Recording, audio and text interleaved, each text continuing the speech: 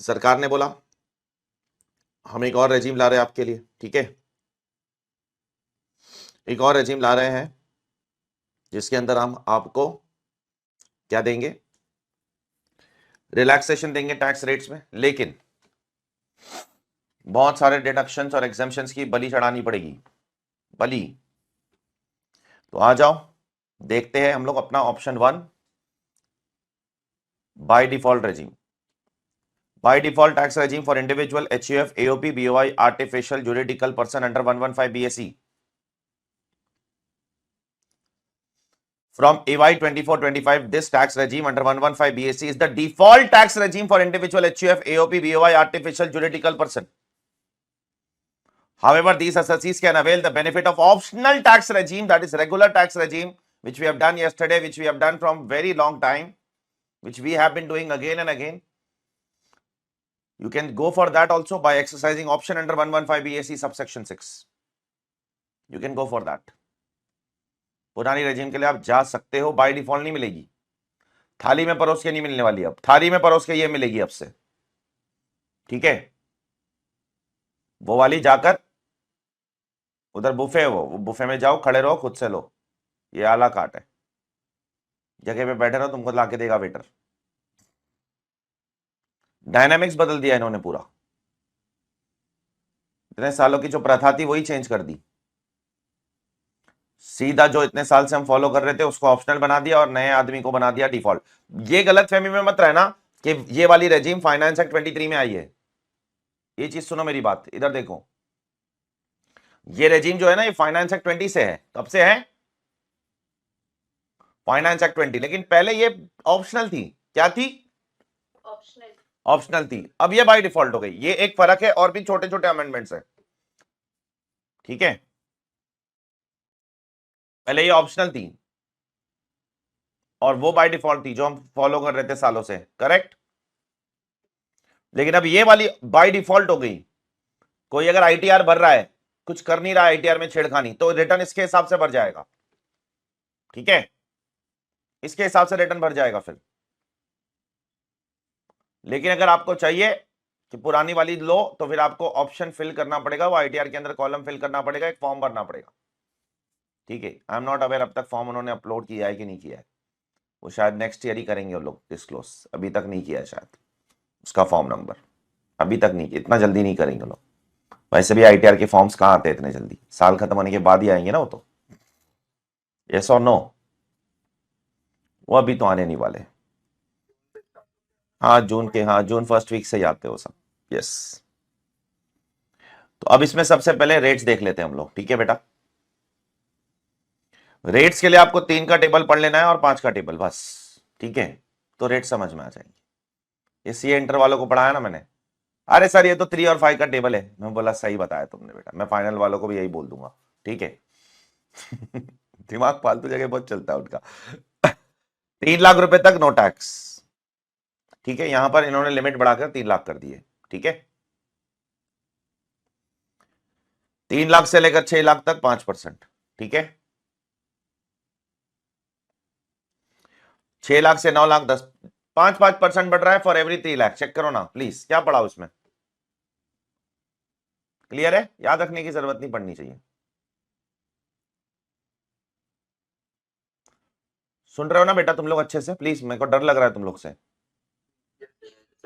Please, बहुत important है बेटा, ये बहुत इंपॉर्टेंट है। Your paper will be flooded with this, specially MCQs, ऐसे कोई डायरेक्ट क्वेश्चन नहीं आएंगे इस पे, मुश्किल है, MCQs में ही डालेंगे उन लोग, पूरा सम डाल देते हैं MCQ में पूरा। बोलते हैं determine tax, assume that assessee wants to save maximum tax, ऐसा बोल के डाल देंगे चुपके से। सब करो, नॉर्मल, ऑप्शनल, 2 मार्क के लिए। ये क्लियर है टैक्स रेट सबको? जल्दी बोलो यार। अब एग्जामेशन लिमिट सबके लिए 3 लाख है, चेक करो, कोई ऐसा सीनियर सिटीजन और नॉन सीनियर के साथ भेदभाव नहीं हो रहा है यहां पर, ये चीज दिमाग में रखो प्लीज। प्लस ये बेनिफिट सबके लिए अवेलेबल है यहां, every assessee is covered here, individual, resident, non resident सब कवर्ड है, ऐसा कहीं नहीं बोला है कि सिर्फ रेजिडेंट को मिलेगा, ये सबके लिए अवेलेबल है। रमन का बचपना कहां से आ गया अचानक से, रमन का बचपना आ गया।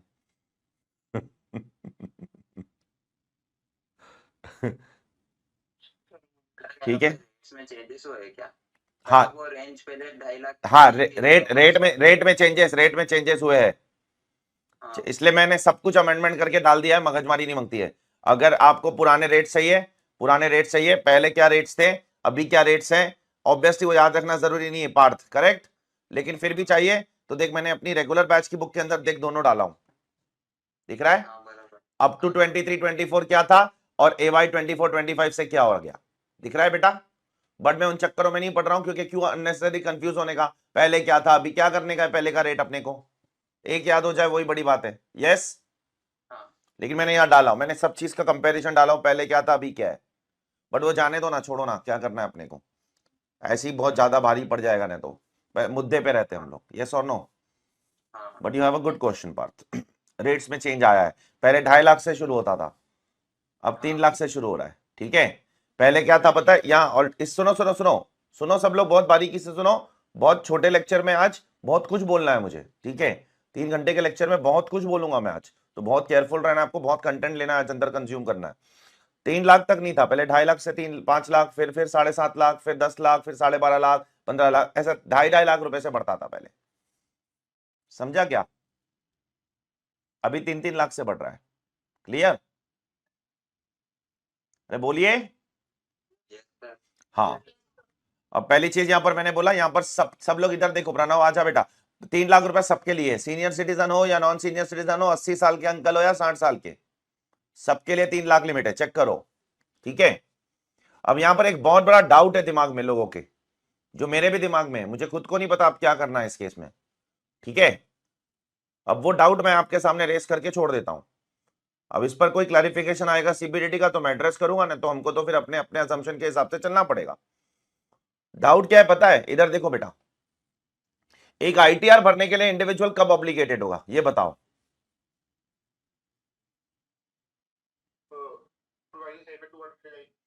जब उसकी gross total income is greater then basic exemption limit, कौन सी वाली, ये वाली या पुरानी वाली? क्यों ये वाली? अरे जब फॉर्म ही सबमिट, रिटर्न ही नहीं भरेगा तो फॉर्म कैसे सबमिट करेगा? अरे रिटर्न भरने के टाइम फॉर्म सबमिट करना है ना। तुमको क्वेश्चन समझ आया मेरा क्या बोल रहा हूं? क्वेश्चन समझ आया? देखो पिछले साल तो दिक्कत नहीं थी, पिछले साल ओल्ड रेजिम न्यू रेजिम दोनों में 2.5 लाख लिमिट की एग्जम्पशन थी। ओल्ड में भी जो स्टार्टिंग लिमिट थी ना 2.5 लाख से शुरू होती थी, न्यू में भी 2.5 लाख से शुरू होती थी। अब इन्होंने ये रेजिम के अंदर 3 लाख कर दिया, पुराने में 2.5 लाख रखा है, करेक्ट। अब 139(1) में कोई अमेंडमेंट नहीं आया है, 139(1) में ऐसा ही लिखा है, if the gross total income is exceeding the basic exemption limit, which one? Technically speaking ये वाली देखना चाहिए, राइट, क्योंकि बाय डिफॉल्ट तो यही चलेगी। अरे हाँ या ना, टेक्निकली स्पीकिंग ये 3 लाख वाली देखनी चाहिए, क्योंकि ये बाय डिफॉल्ट रेजिम है ना आपकी। हाँ, वही दिक्कत है, वो एक चीज का क्लैरिफिकेशन सीबीडीटी की तरफ से आना चाहिए। आएगा आएगा 100% आएगा बेटा, वो डाउट आएगा। इंस्टीट्यूट ने अपना आंसर ना एकदम वेग आंसर दिया है स्टडी मटेरियल में, एकदम वेग। पढ़ना चाहते हो आप लोग तो पढ़ लो इंस्टीट्यूट का आंसर, ठीक है। इंस्टीट्यूट बोलता है अगर एसएससी न्यू रेजिम में ऑप्ट करेगा तो फिर चेक करने का 3 लाख क्रॉस हो रहा है। अरे भाई ऑप्ट करेगा, कैसी बात करते हो यार, मतलब रिटर्न भरने के लिए मैं पता लगा रहा हूं ना मेरी लिमिट क्या है, तो वो तो एसएससी हमेशा बोलेगा ही ना, क्या बोलेगा हमेशा, बोलो क्या बोलेगा एक एसएससी? मैं न्यू में रहना चाहता हूं, यस और नो?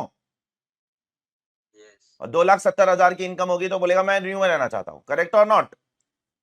और आईटीआर नहीं भरेगा, यही बोलेगा ना वो तो हमेशा, तो उसका क्या सेंस बनता है यार, कोई सेंस नहीं बनता है उसका, ठीक है। अब ये चक्रव्यूह बन चुका है एक, मैं आज इस पोजीशन पे खड़ा हूं कि मेरे को डिसाइड करना है मैं आईटीआर भरूं कि नहीं भरूं। अच्छा उसके लिए गवर्नमेंट कोई अमाउंट तो नहीं बोलती है, बोलती है बेसिक एग्जामिशन लिमिट क्रॉस होगा तो भरो। अब मैं कौन सी बेसिक एग्जामिशन लिमिट चेक करूं? अच्छा 2.5 लाख वाली चेक करूंगा अगर मैं ओल्ड में रहूंगा, 3 लाख वाली चेक करूंगा अगर न्यू में रहूंगा। अबे वो तो आईटीआर भरूंगा तो पता चलेगा ना कौन सी ऑप्ट किया। अरे समझ आ गया, क्या दिक्कत समझ आ गई कि नहीं तुमको, पहले ये बता दो प्लीज। वो तो भरूंगा तब पता, तो मेरे को ये नहीं पता लगाना है कि भरूंगा तब, उसके बाद नहीं पता लगाना है, भरने के पहले पता लगाना है मैं लायबल हूं कि नहीं हूं। आर यू क्लियर और नॉट? ये दिक्कत उन लोगों को आएगी जिनकी इनकम 2.5 लाख से 3 लाख के बीच में है, करेक्ट और नॉट? जिनकी इनकम 2.5 लाख से कम है उनको दिक्कत नहीं आएगी, 3 लाख से ज्यादा है उनको भी नहीं आएगी। यस, जिनकी इनकम 2.5 से 3 लाख के बीच में है वो हमेशा अपने आप से एक सवाल पूछेंगे कि भाई भरू कि नहीं भरू। Let's see now, rebate under 87A। इधर देखो बेटा, कल का लेक्चर मैंने इसी पे कंक्लूड किया था, मेरी तरफ देखना, मुझे बताओ, इधर देखो बेटा प्लीज ऑल ऑफ यू। जो हमारा ओल्ड रेजीम था, प्लीज ध्यान से सुनो प्लीज, क्या उसमें 5 लाख तक रिबेट है ना अपने को ओल्ड रेजीम में? 12,500 रुपए, बोलिए ना प्लीज। तो क्या 5 लाख रुपए तक की इनकम पे अपने को कोई टैक्स लग रहा था? फाइनली इफेक्टिवली नहीं लग रहा था। 5,10,000, 5,05,000 पे लग रहा था कि नहीं लग रहा था? और एक्स्ट्रा इनकम से ज्यादा एक्स्ट्रा टैक्स आ रहा था कि नहीं आ रहा था? आ रहा था। वहां पर कोई रिलीफ दे रही थी गवर्नमेंट आपको, मार्जिनल रिलीफ जैसा कॉन्सेप्ट दे रही थी? बोलो ना बेटा, मार्जिनल रिलीफ दे रही थी गवर्नमेंट वहां पर आपको रिबेट के केस में? अरे मैंने कल सम सॉल्व करके बताया बोर्ड पे आपको, बोलिए ना। नहीं दे रही थी। 5,01,000 हो गई ना आपकी इनकम, कितनी? 5 लाख के ऊपर 1 रुपया भी बढ़ी ना, 1 रुपया तो नहीं बोलूंगा, 5 लाख के ऊपर 5 रुपया बढ़ गई ना, कितनी बढ़ गई? हाँ, तो फिर 5,10,000 हो जाएगी आपकी इनकम। यस, 5,01,000 होगी तो 5 लाख की होगी, 5,02,000 होगी तो भी 5 लाख की होगी, 5,03,000 होगी तो भी 5 लाख की होगी, 5,04,000 होगी तो भी 5 लाख की होगी, लेकिन 5,05,000 हो गई तो 5,10,000 हो जाएगी। अरे आर यू क्लियर और नॉट? अरे भाई, राउंडिंग ऑफ का कॉन्सेप्ट कुछ पता है दुनिया में कि नहीं पता है? हाँ, तो जैसे ही बढ़ गई इनकम कोई रिबेट नहीं है, लेकिन यहां रिबेट है। देखो 7 लाख के ऊपर इनकम हो गई अगर, तो आपको रिबेट तो है ही, साथ साथ में मार्जिनल रिलीफ भी मिलेगा। चेक करो, आराम से सुनना, मेरी बात सुनना बराबर से। सब लोग मेरे को 7 लाख रुपए पे टैक्स निकाल के दिखाओ इस रेजिम के हिसाब से, जल्दी से कैलकुलेटर उठाओ। 7 लाख रुपए पर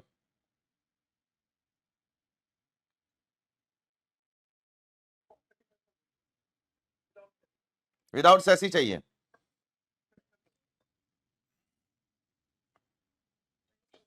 कितना आता है टैक्स बेटा 7 लाख पे? बोल दो ना प्लीज यार। 25,000 रुपीज आता है, करेक्ट? तो आपकी अगर टोटल इनकम 7 लाख रुपए तक है तो देखो आपको 25,000 रुपए तक का क्या मिलेगा, रिबेट। चेक करो,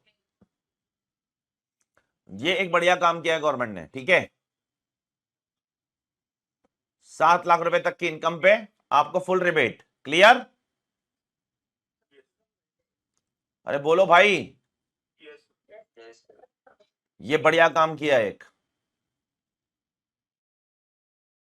आईटीआर भरना पड़ेगा, आईटीआर से रिलैक्सेशन नहीं है भाई, सिर्फ टैक्स से रिलैक्सेशन है, ठीक है। सुनो सुनो, पेशेंस रखना बेटा, ठीक है प्लीज। इधर देखो मेरी तरफ, छोड़ दो सब कुछ।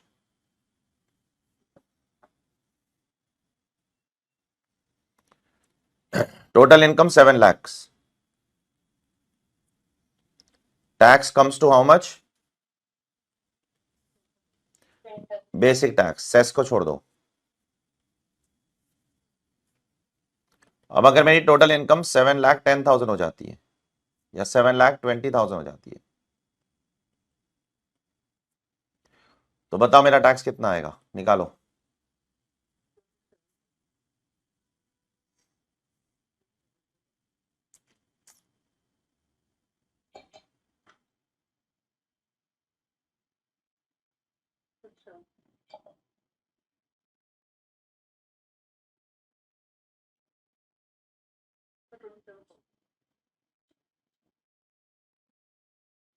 क्या, 27 कैसे?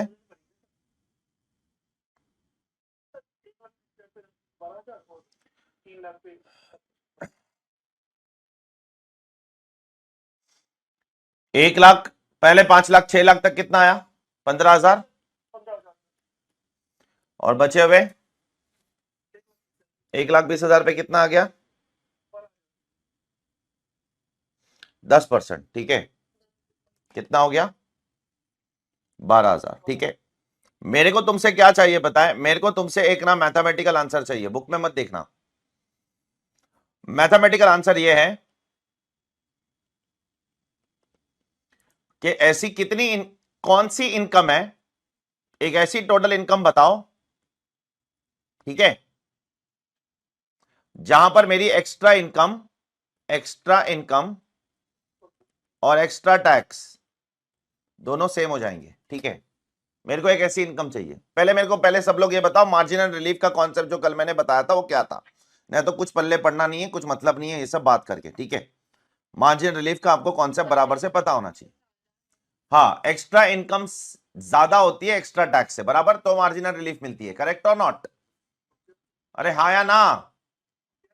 जैसे ही अगर आपका एक्स्ट्रा इनकम कम हो जाएगी और एक्स्ट्रा टैक्स ज्यादा हो जाएगा, ठीक है, एक्स्ट्रा इनकम कम है, टैक्स ज्यादा है, ठीक है, मार्जिनल रिलीफ कब मिलती है? पॉइंट नंबर 1 कि आपने इनकम कम कमाया और आपका टैक्स ज्यादा आ रहा है तो रिलीफ मिलेगी आपको। मार्जिनल रिलीफ का कॉन्सेप्ट तब तक मिलता रहेगा। करेक्ट? लेकिन अगर आपकी इनकम ज्यादा है और टैक्स कम है, ओके, तो क्या मार्जिनल रिलीफ मिलेगा आपको? अरे इनकम ज्यादा है टैक्स कम है तो क्या मार्जिनल रिलीफ मिलेगा? तो इन शॉर्ट मार्जिनल रिलीफ कब तक मिलेगा? जब एक्स्ट्रा इनकम और एक्स्ट्रा टैक्स दोनों सेम है तब तक मिलेगा। उससे ज्यादा अगर हो जाएगा तो नहीं मिलेगा। अगर आपकी इनकम ज्यादा हो जाती है और टैक्स कम हो जाता है तो मार्जिनल रिलीफ का कॉन्सेप्ट तो आपको मिलने नहीं वाला है। तो अब जरा ध्यान से सुनना मेरी बात प्लीज, इसलिए बोल रहा हूं, बहुत ज्यादा ध्यान से सुनना है आपको आज का लेक्चर। कल आपने पढ़ा था कि 5 लाख रुपए तक ओल्ड रेजिम में रिबेट है, 5 लाख रुपए तक नो टैक्स है, 5,05,000 पे टैक्स ज्यादा आ रहा है, तो क्या आपको कोई अलग से मार्जिन रिलीफ मिल रही थी उसके ऊपर? बताइए। अरे एक्स्ट्रा 5,000 कमाने पे कितना एक्स्ट्रा देना पड़ रहा था यार? चेक करो ना यार, यहां पर कितना एक्स्ट्रा देना पड़ रहा था यार? 13,500। कोई रिलीफ दे रही थी क्या सरकार आपको वहां पर? नहीं दे रही थी। यहां दे रही है, यहां दे रही है न्यू रेजिम में, यहां दे रही है रिलीफ।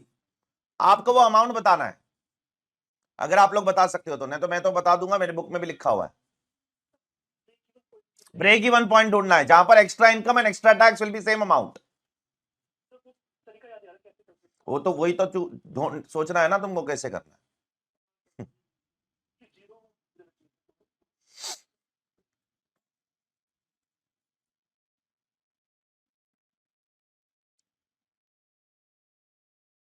या ट्रायल एंड एरर करो।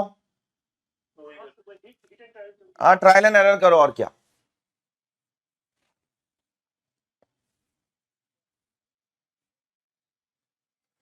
बाद में एग्जाम के लिए तो याद रख लेना नंबर, और क्या, वो तो अमाउंट याद रख लेना, एग्जाम में कोई दिक्कत नहीं होने वाली।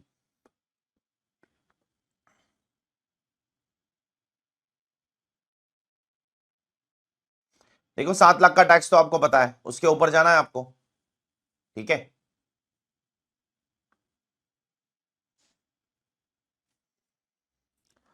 हाँ, यहां पर आपका बेसिक टैक्स एक्चुअली 7 लाख पे 0 आएगा, क्योंकि आपको रिबेट मिल जाएगा ना, फुल 25,000 नहीं आएगा।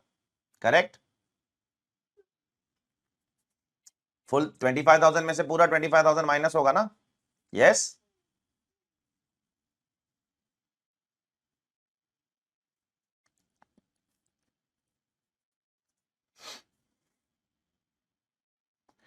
देखो 7,10,000 पे चेक करो, 20,000 पे चेक करो, फिर 30,000 पे चेक करो। ठीक है, ट्रायल एंड एरर ही करना पड़ेगा, और कोई ऑप्शन नहीं है। या 30,000 पे टैक्स ज्यादा हो जाता है, इनकम ज्यादा हो जाती है, टैक्स कम हो जाता है। हाँ, तो मतलब 7,30,000 से कम होगा फिर, मतलब 730 के पहले आना चाहिए आंसर। करेक्ट? हाँ, इंटरपोलेशन से ही करना पड़ेगा, इतनी मगजमारी मत करो, इतना टाइम मेरे पास नहीं है, तुम्हारे पास भी नहीं है। मैं बता देता हूं कितना आंसर है। ठीक है? हाँ हाँ, आंसर देख लो, आपकी किताब के अंदर है, फिर हम लोग उसको बैकवर्ड वर्किंग करके कैलकुलेट कर लेते। देखो ये आपकी लिमिट है, ये रट्टा मार लो 727 770 कितनी है 727 770। देखो कैसे आया ये, इसको अभी हम लोग फॉरवर्ड वर्किंग करेंगे, अभी अपने पास टाइम नहीं था इतना वर्किंग करने का। 727 770 एक्स्ट्रा इनकम कितनी है बताओ 27,770। हाँ अभी टैक्स कितना आएगा बताओ इस अमाउंट पे, कैलकुलेट करो ना इस अमाउंट पे टैक्स कितना आएगा, एग्जैक्टली इतना ही आएगा 27,770। चेक कर लेना, चेक कर लेना, ब्रेक इवन है ये, जीरो क्यों नहीं आएगा, राउंड ऑफ करेगी तो आ जाएगा।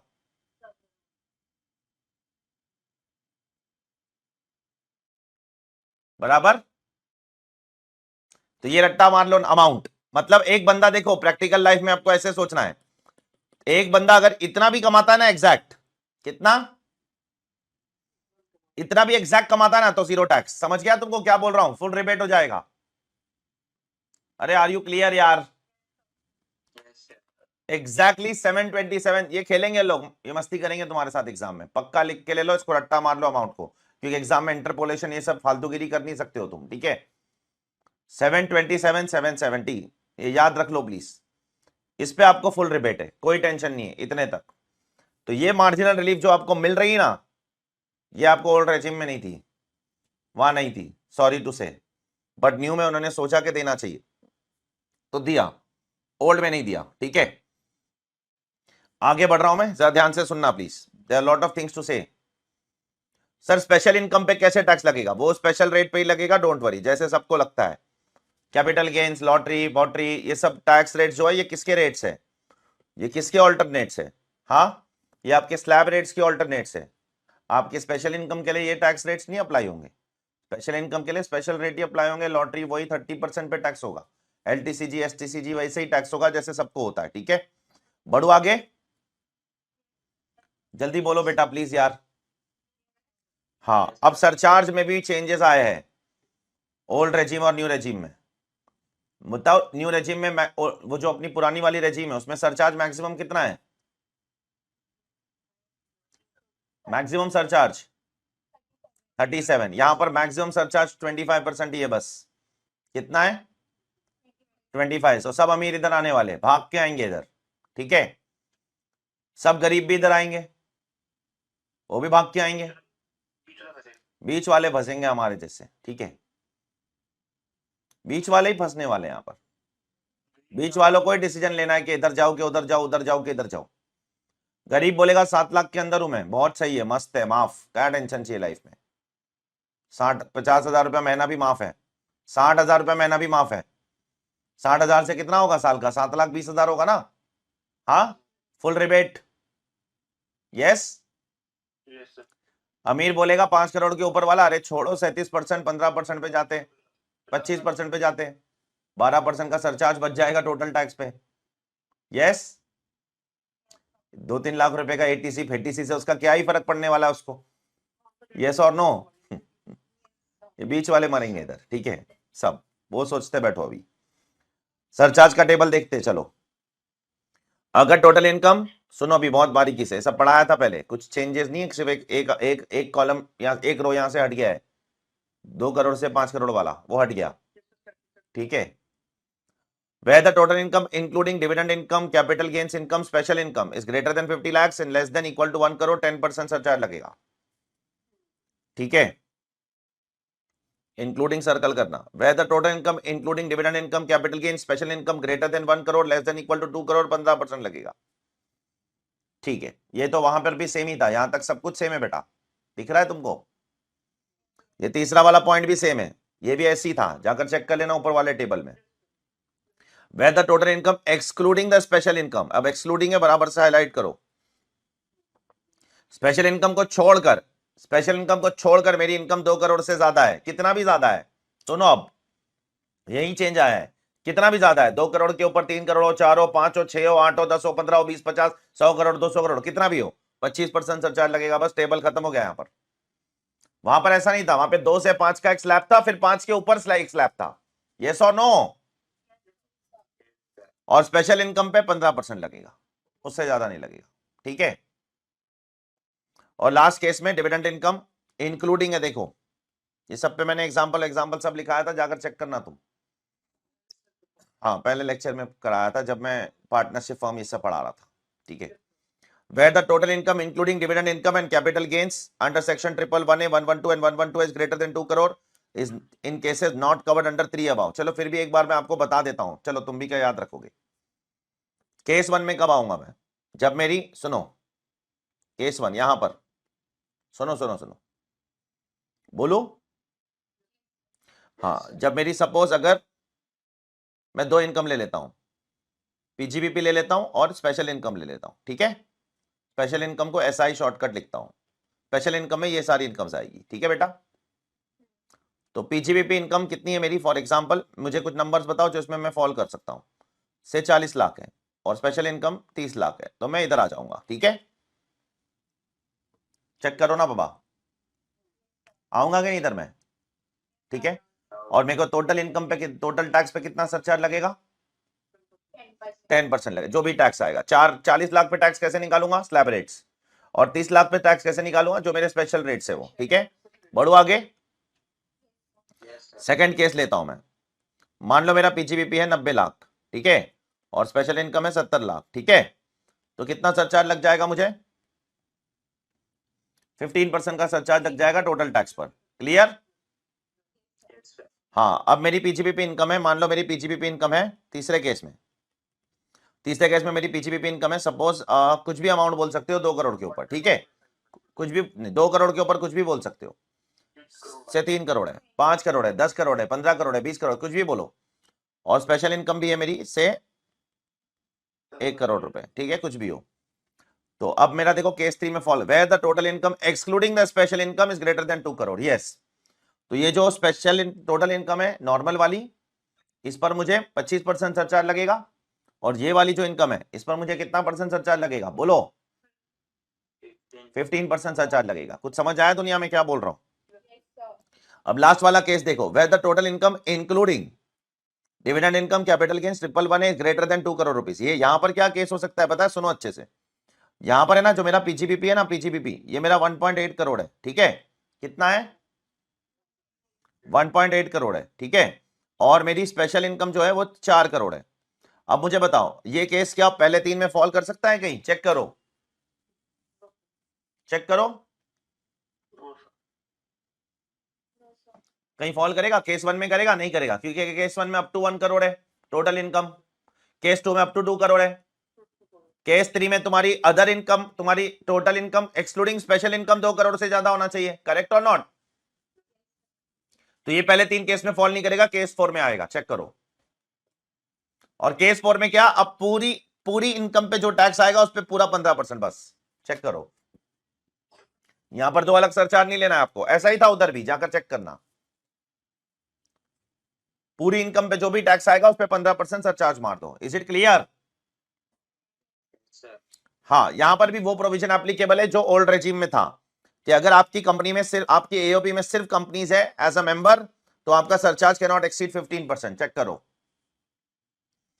आपके एओपी में सारे मेंबर्स कौन है? बोलो ना भाई, यहां पर था ना ये पॉइंट। तो आपका सरचार्ज कैन नॉट एक्सीड 15%, ठीक है। बढ़ो आगे, अरे जल्दी बोलो भाई। हाँ, आगे बढ़ रहा हूं मैं। सर्च एजुकेशन से वैसे ही लगेगा जैसे लगते रहता है, ठीक है। सरचार्ज भी वैसे ही लगेगा जैसे लगता है, जो ऊपर बता दिया, ठीक है। अब सुनो, पता है आपको सीए इंटर में आपने एक चैप्टर पढ़ा था, मैं फाइनल में भी पढ़ाऊंगा, डोंट वरी, सम्स भी कराऊंगा उस पर। पार्शियल इंटीग्रेशन पढ़ा था, याद है? Agriculture income, non agriculture income दोनों कमाओगे, ठीक है। तो आपको फिर करना होता है, ये करना 50 नाटक है, पहले agriculture income, non agriculture income add करके टैक्स निकालो, याद है? फिर एग्रीकल्चर इनकम और बेसिक एग्जाम्पशन लिमिट ऐड करके टैक्स निकालो, याद है? फिर दोनों को माइनस करके टैक्स निकालो। वो कराऊंगा मैं, सम्स कराऊंगा, एक क्वेश्चन बनाया मैंने उस पर, ठीक है, to give you an idea कि वो कैलकुलेट कैसे करते हैं। अब क्या वो स्कीम यहां पर भी एप्लीकेबल होगी? हाँ, एप्लीकेबल होगी, लेकिन बहुत ध्यान से सुनना। The scheme of partial integration is applicable for AY 24-25, वो ओल्ड में भी है, न्यू में भी है। इफ द एसएससी पे tax under the default tax regime under 115 BSE underline and he is resident, अगर नॉन रेजिडेंट है तो उसके लिए एप्लीकेबल नहीं है। चेक करो प्लीज, चेक करो, छोटे छोटे पॉइंट्स है ये, पकड़ेंगे, इस पे ही क्वेश्चन बनने वाला है। नॉन रेजिडेंट के लिए एप्लीकेबल नहीं है वो सब, स्कीम ऑफ पार्शियल इंटीग्रेशन, उसके लिए डायरेक्ट निकालो टैक्स, ठीक है, डायरेक्ट टैक्स निकालो उसके लिए वो स्टेप 1 ऐड करो, स्टेप 2 करो, माइनस करो, ये करो वो करो, 50 नाटक नहीं है। अरे क्लियर है? हाँ,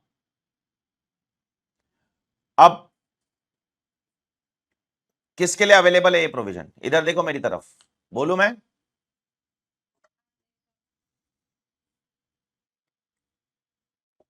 The following conditions should be satisfied in order to avail the benefit of lower tax regime under the default tax regime 115 BAC. Underline करो, this is available to all these persons. ये एक बड़ा amendment है इस साल का। पिछले साल तक ये रेजिम सिर्फ इंडिविजुअल एचयूएफ के लिए थी, पता है आपको? ये रेजिम सिर्फ किसके लिए थी? अभी सबको डाल दिया इसमें। जिनको फ्लैट रेट लगता है उनको छोड़कर सब आ गए, कंपनी फर्म वम छोड़ के, कोऑपरेटिव सोसाइटीज, उनको छोड़कर सब आ जाएंगे इधर। अरे are you able to understand और नॉट? क्या क्या क्या? फर्म के लिए थोड़ी ऑल्टरनेट रेजिम कुछ नहीं है फर्म के लिए, बाकी सबके लिए आ गया ऑल्टरनेट रेजिम। कंपनी के लिए आ गया, कोऑपरेटिव सोसाइटी के लिए आ गया, इन सब के लिए आ गया, फर्म को छोड़कर सबके लिए है, ठीक है।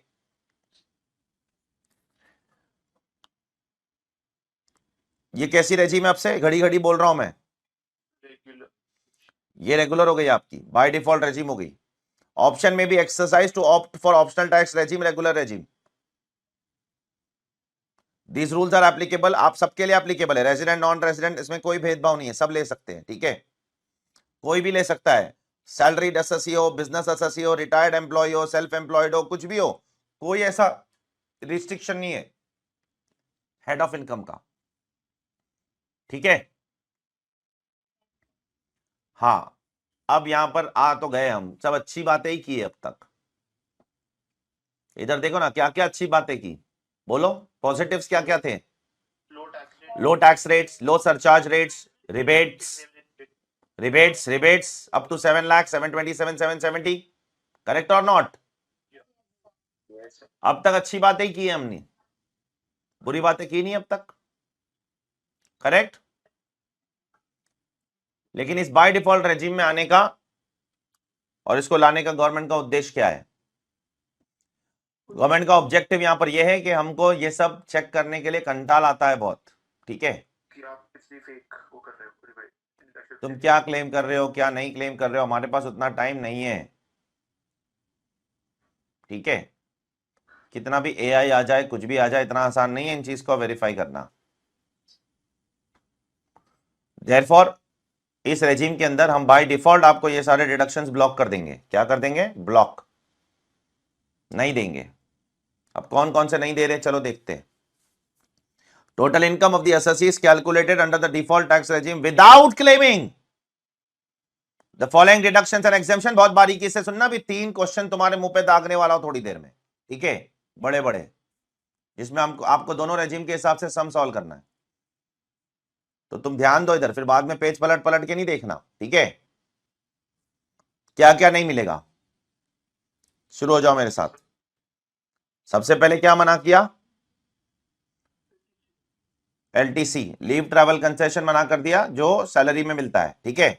अब सैलरी इन्होंने निकाल दिया सिलेबस से, ठीक है, तो ये पूछेंगे कि नहीं पूछेंगे मुझे नहीं पता, ठीक है। एचआरए नहीं देंगे अब से, देखो एचआरए जो बहुत ही कॉमन एग्जेम्पशन था किसी भी एम्प्लॉय का, मानते हो कि नहीं मानते हो बताइए? चूना लगा रहे गवर्नमेंट को, सबके सब, तुमको भी पता है, तुम भी करते हो, सब फेक रिसीट बना बना के इतना करोड़ों का नुकसान किया है ना गवर्नमेंट को आज तक, सब अपने पागल बनाते। पिताजी को रेंट देते हो, कोई शर्म आती है बोलने के लिए? हाँ, सासू माँ को रेंट दे रहे हो, इसको रेंट दे रहे हो, उसको रेंट दे रहे हो, बेवकूफ बना रहे कि नहीं बना रहे? बताओ, गवर्नमेंट ने पकड़ लिया नस तुम्हारी। ऐसा मुझे लग रहा है अगला टारगेट गवर्नमेंट का होने वाला है जीएसटी ऑन मोबाइल फोन्स, ये अगला टारगेट गवर्नमेंट का होने वाला है, ठीक है। हर आदमी मोबाइल फोन पे जीएसटी ले रहा है, हर आदमी महंगे महंगे मोबाइल फोन खरीद रहा है, जीएसटी क्रेडिट ले रहा है। कर रहा है कि नहीं कर रहा है बताइए? बहुत ही सही किया ये, तो मैं तो बोलता हूं बहुत सही किया ये पॉइंट को हटा के। जिसको लेना है एचआरए आओ, फिर किधर आओ, आओ ओल्ड स्कीम में, आओ पुरानी स्कूल में आ जाओ, ठीक है, पता चलेगा तुमको। ये सब झोलर लोगों के लिए गवर्नमेंट ने इसको हटाया है। और देखो अभी फिलहाल गवर्नमेंट फेस आउट स्कीम में, ध्यान से सुनना, हो सकता है 2-4 साल में ये जो पुरानी रेजीम है ना तुम्हारी, वो पूरी तरीके से हट जाएगी भाई। अभी अचानक नहीं हटा सकते, ठीक है, पूरी तरीके से हटा देंगे और सिर्फ यही रखेंगे, सिर्फ यही, पुरानी रेजीम हट जाएगी। मैं वो बता रहा हूं बेटा, ऑप्ट इन ऑप्ट आउट की कहानी बता रहा हूं, वो अभी मैंने नहीं बताया, ठीक है बेटा, मेरे को पहले इंसेंटिव डिस्कस कर लेने देना, एक बार कर लूं मैं, ठीक है। अभी सुनो बेटा, थोड़ा सा ये तकलीफ है, मतलब अभी ये सैलरी वैलरी अपने को आता नहीं है ना इतना यार, ठीक है, तो थोड़ा सा तकलीफ होगी इसमें, समझ नहीं आएंगे कौन कौन से अलावेंस है, क्या है भाई, तो पढ़ा नहीं है ना अभी बहुत। भी होता है ना, लीव ट्रैवल अलावेंस यही है, यही है वो। ओके। एक लीव सैलरी होती है, वो अलग है। हाँ। एक लीव सैलरी क्या होती है, छुट्टियां तू लेता नहीं है पूरे साल में, छुट्टियां अक्यूमुलेट करता है, याद है, हाँ, एंड कैश, वो मिलेगा, वो मिलेगा। ये क्या है पता है, याद करो, याद आपको याद आ जाएगा, देखो मेरे बोलने पे याद आ जाएगा, क्योंकि तुम्हारा दिमाग है ना पूरा करप्ट माइंड है तुम लोग का, तुम लोग को याद आ जाएगा। पता है ऐसा प्रोविजन था कि पहले एक बच्चा पैदा होगा, फिर ट्विंस पैदा होगा, तो बाद वाले ट्विंस को एक ही माना जाता है, याद है, हाँ, ये बच्चा पैदा होने वाला, ये सब पॉइंट तुम लोग को अच्छे से याद रहता है, ठीक है, इसलिए मैंने यही पॉइंट बोला, याद है ये पॉइंट। और 4 साल के ब्लॉक में 2 ही अलाउड है, याद है, ऐसा कुछ था लीव ट्रैवल कंसेशन, 4 साल में 2 एग्जाम्पशन ले सकते हो आप। ये वो वाला है पार्थ, यस, ये वो वाला है पार्थ बेटा। एक होता है लीव एनकैशमेंट, लीव सैलरी, वो तो तेरी छुट्टियां तू एनकैश करता है, वो मिलेगा, ठीक है, क्लियर है सबको। मैं जितना हो सकता है मैं कोशिश करूंगा बोलने की सारे पॉइंट्स, ठीक है। इधर देखो प्लीज, बढ़ो आगे, अरे भाई बोलो थोड़ी एनर्जी के साथ लाइफ में। हाँ, कोई भी स्पेशल अलावेंस जो आपको मिलते हैं ना, एग्जाम्पशन नहीं मिलेंगे, जैसे 10-14 के अंदर बहुत सारे स्पेशल अलावेंस मिलते हैं आपको, याद करो, चिल्ड्रन अलावेंस, ये allowance, tribal allowance, high altitude allowance, सुना है कभी जिंदगी में ये सब चीज, हाँ, वो सब नहीं मिलेगा, लेकिन अदर देन, मतलब ये सब मिलेगा कि नहीं मिलेगा, अभी अदर देन लिख रहा हूं तो मिलेगा कि नहीं मिलेगा ये बताओ, हाँ, तो देख लो कौन कौन से मिलेगा। ट्रैवलिंग अलावेंस मिल जाएगा, कौन सा, travelling allowance, conveyance allowance for official purpose मिल जाएगा, और याद करो एक ट्रांसपोर्ट अलावेंस था 3,500 3,200 for blind, deaf, dumb and orthopaedically handicap लोगों के लिए, याद करो, ठीक है, वो मिल जाएगा, ठीक है। I don't know to what extent all this things will be important in exam, I don't know, ठीक है, सैलरी चैप्टर है नहीं, राइट, लेकिन सैलरी चैप्टर निकालने से क्या होता है, सैलरी चैप्टर निकालने से कुछ होता है क्या, कुछ नहीं होता है, क्यों, हाँ, चुपचाप पढ़ के आने का उन्होंने बोला है, पहली बात तो वो है, ठीक है, हाँ, दूसरी बात क्या है कि भाई इन्होंने सैलरी निकाला है, चैप्टर नंबर 2 पढ़ो, सेक्शन 10 नहीं निकाला है, ठीक है।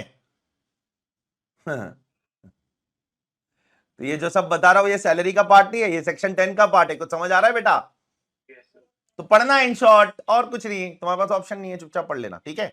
अब इसमें सब डाला होगा इन्होंने, अंदर सब लिखा होगा इन्होंने, सेक्शन 10 में सारी इनकम डाली इन्होंने, सेक्शन 10(1) से 10(50) तक हर किस्म की डाली है, देखो ना, ये एजुकेशन अलावेंस, ये अलावेंस, डिजास्टर फिजास्टर, क्या क्या है पता नहीं, सब भाषण डाला है इन्होंने, ठीक है, तो वो माफ नहीं है कुछ, ये चीज मत, ये याद रखना बेटा। तो इसको जरा हाईलाइट कर दो, ये जो जो आपको एक्सक्लूजन में से एक्सक्लूड किया है, मतलब वो इंक्लूड हो जाएगा बेटा, ये हाईलाइट करो सब प्लीज बेटा, बढ़ो आगे। ये फालतू सा एग्जांपल सेट किया हमारे लिए, एमपी अलावेंस, एमएलए अलावेंस को भी माफ कर दें, टैक्स कर देंगे, हाँ, तो एहसान करेंगे हम पे, ठीक है, हमारा पैसा लूट के हमको ही माफ कर रहा है। कौन सा अलावेंस टैक्स हो जाएगा, जल्दी बोलो, एमपीज और एमएलए का ना डेली एंड कॉन्स्टिट्यूएंसी अलावेंस माफ होता था, सी एंटर में पड़ा होगा, कौन सा, डेली एंड कॉन्स्टिट्यूएंसी अलावेंस, वो टैक्स हो जाएगा अभी न्यू रेजिम में, ठीक है, अदर सोर्स में उनकी सैलरी आती थी, ठीक है, वो तो पहले से ही टैक्सेबल है। माइनर बच्चे का 1,500 रुपया गया, वो भी छीन लिया, ठीक है। माइनर बच्चे का जो क्लबिंग में 1500 रुपया मिलता था ना माँ बाप को, गया वो। बेटा सुनते रहो प्लीज बारीकी से, बढ़ो आगे। Yes sir. बड़े बेनिफिट हार्ट से जा रहे अब, 10 डबल ए गया, 10 डबल ए गया।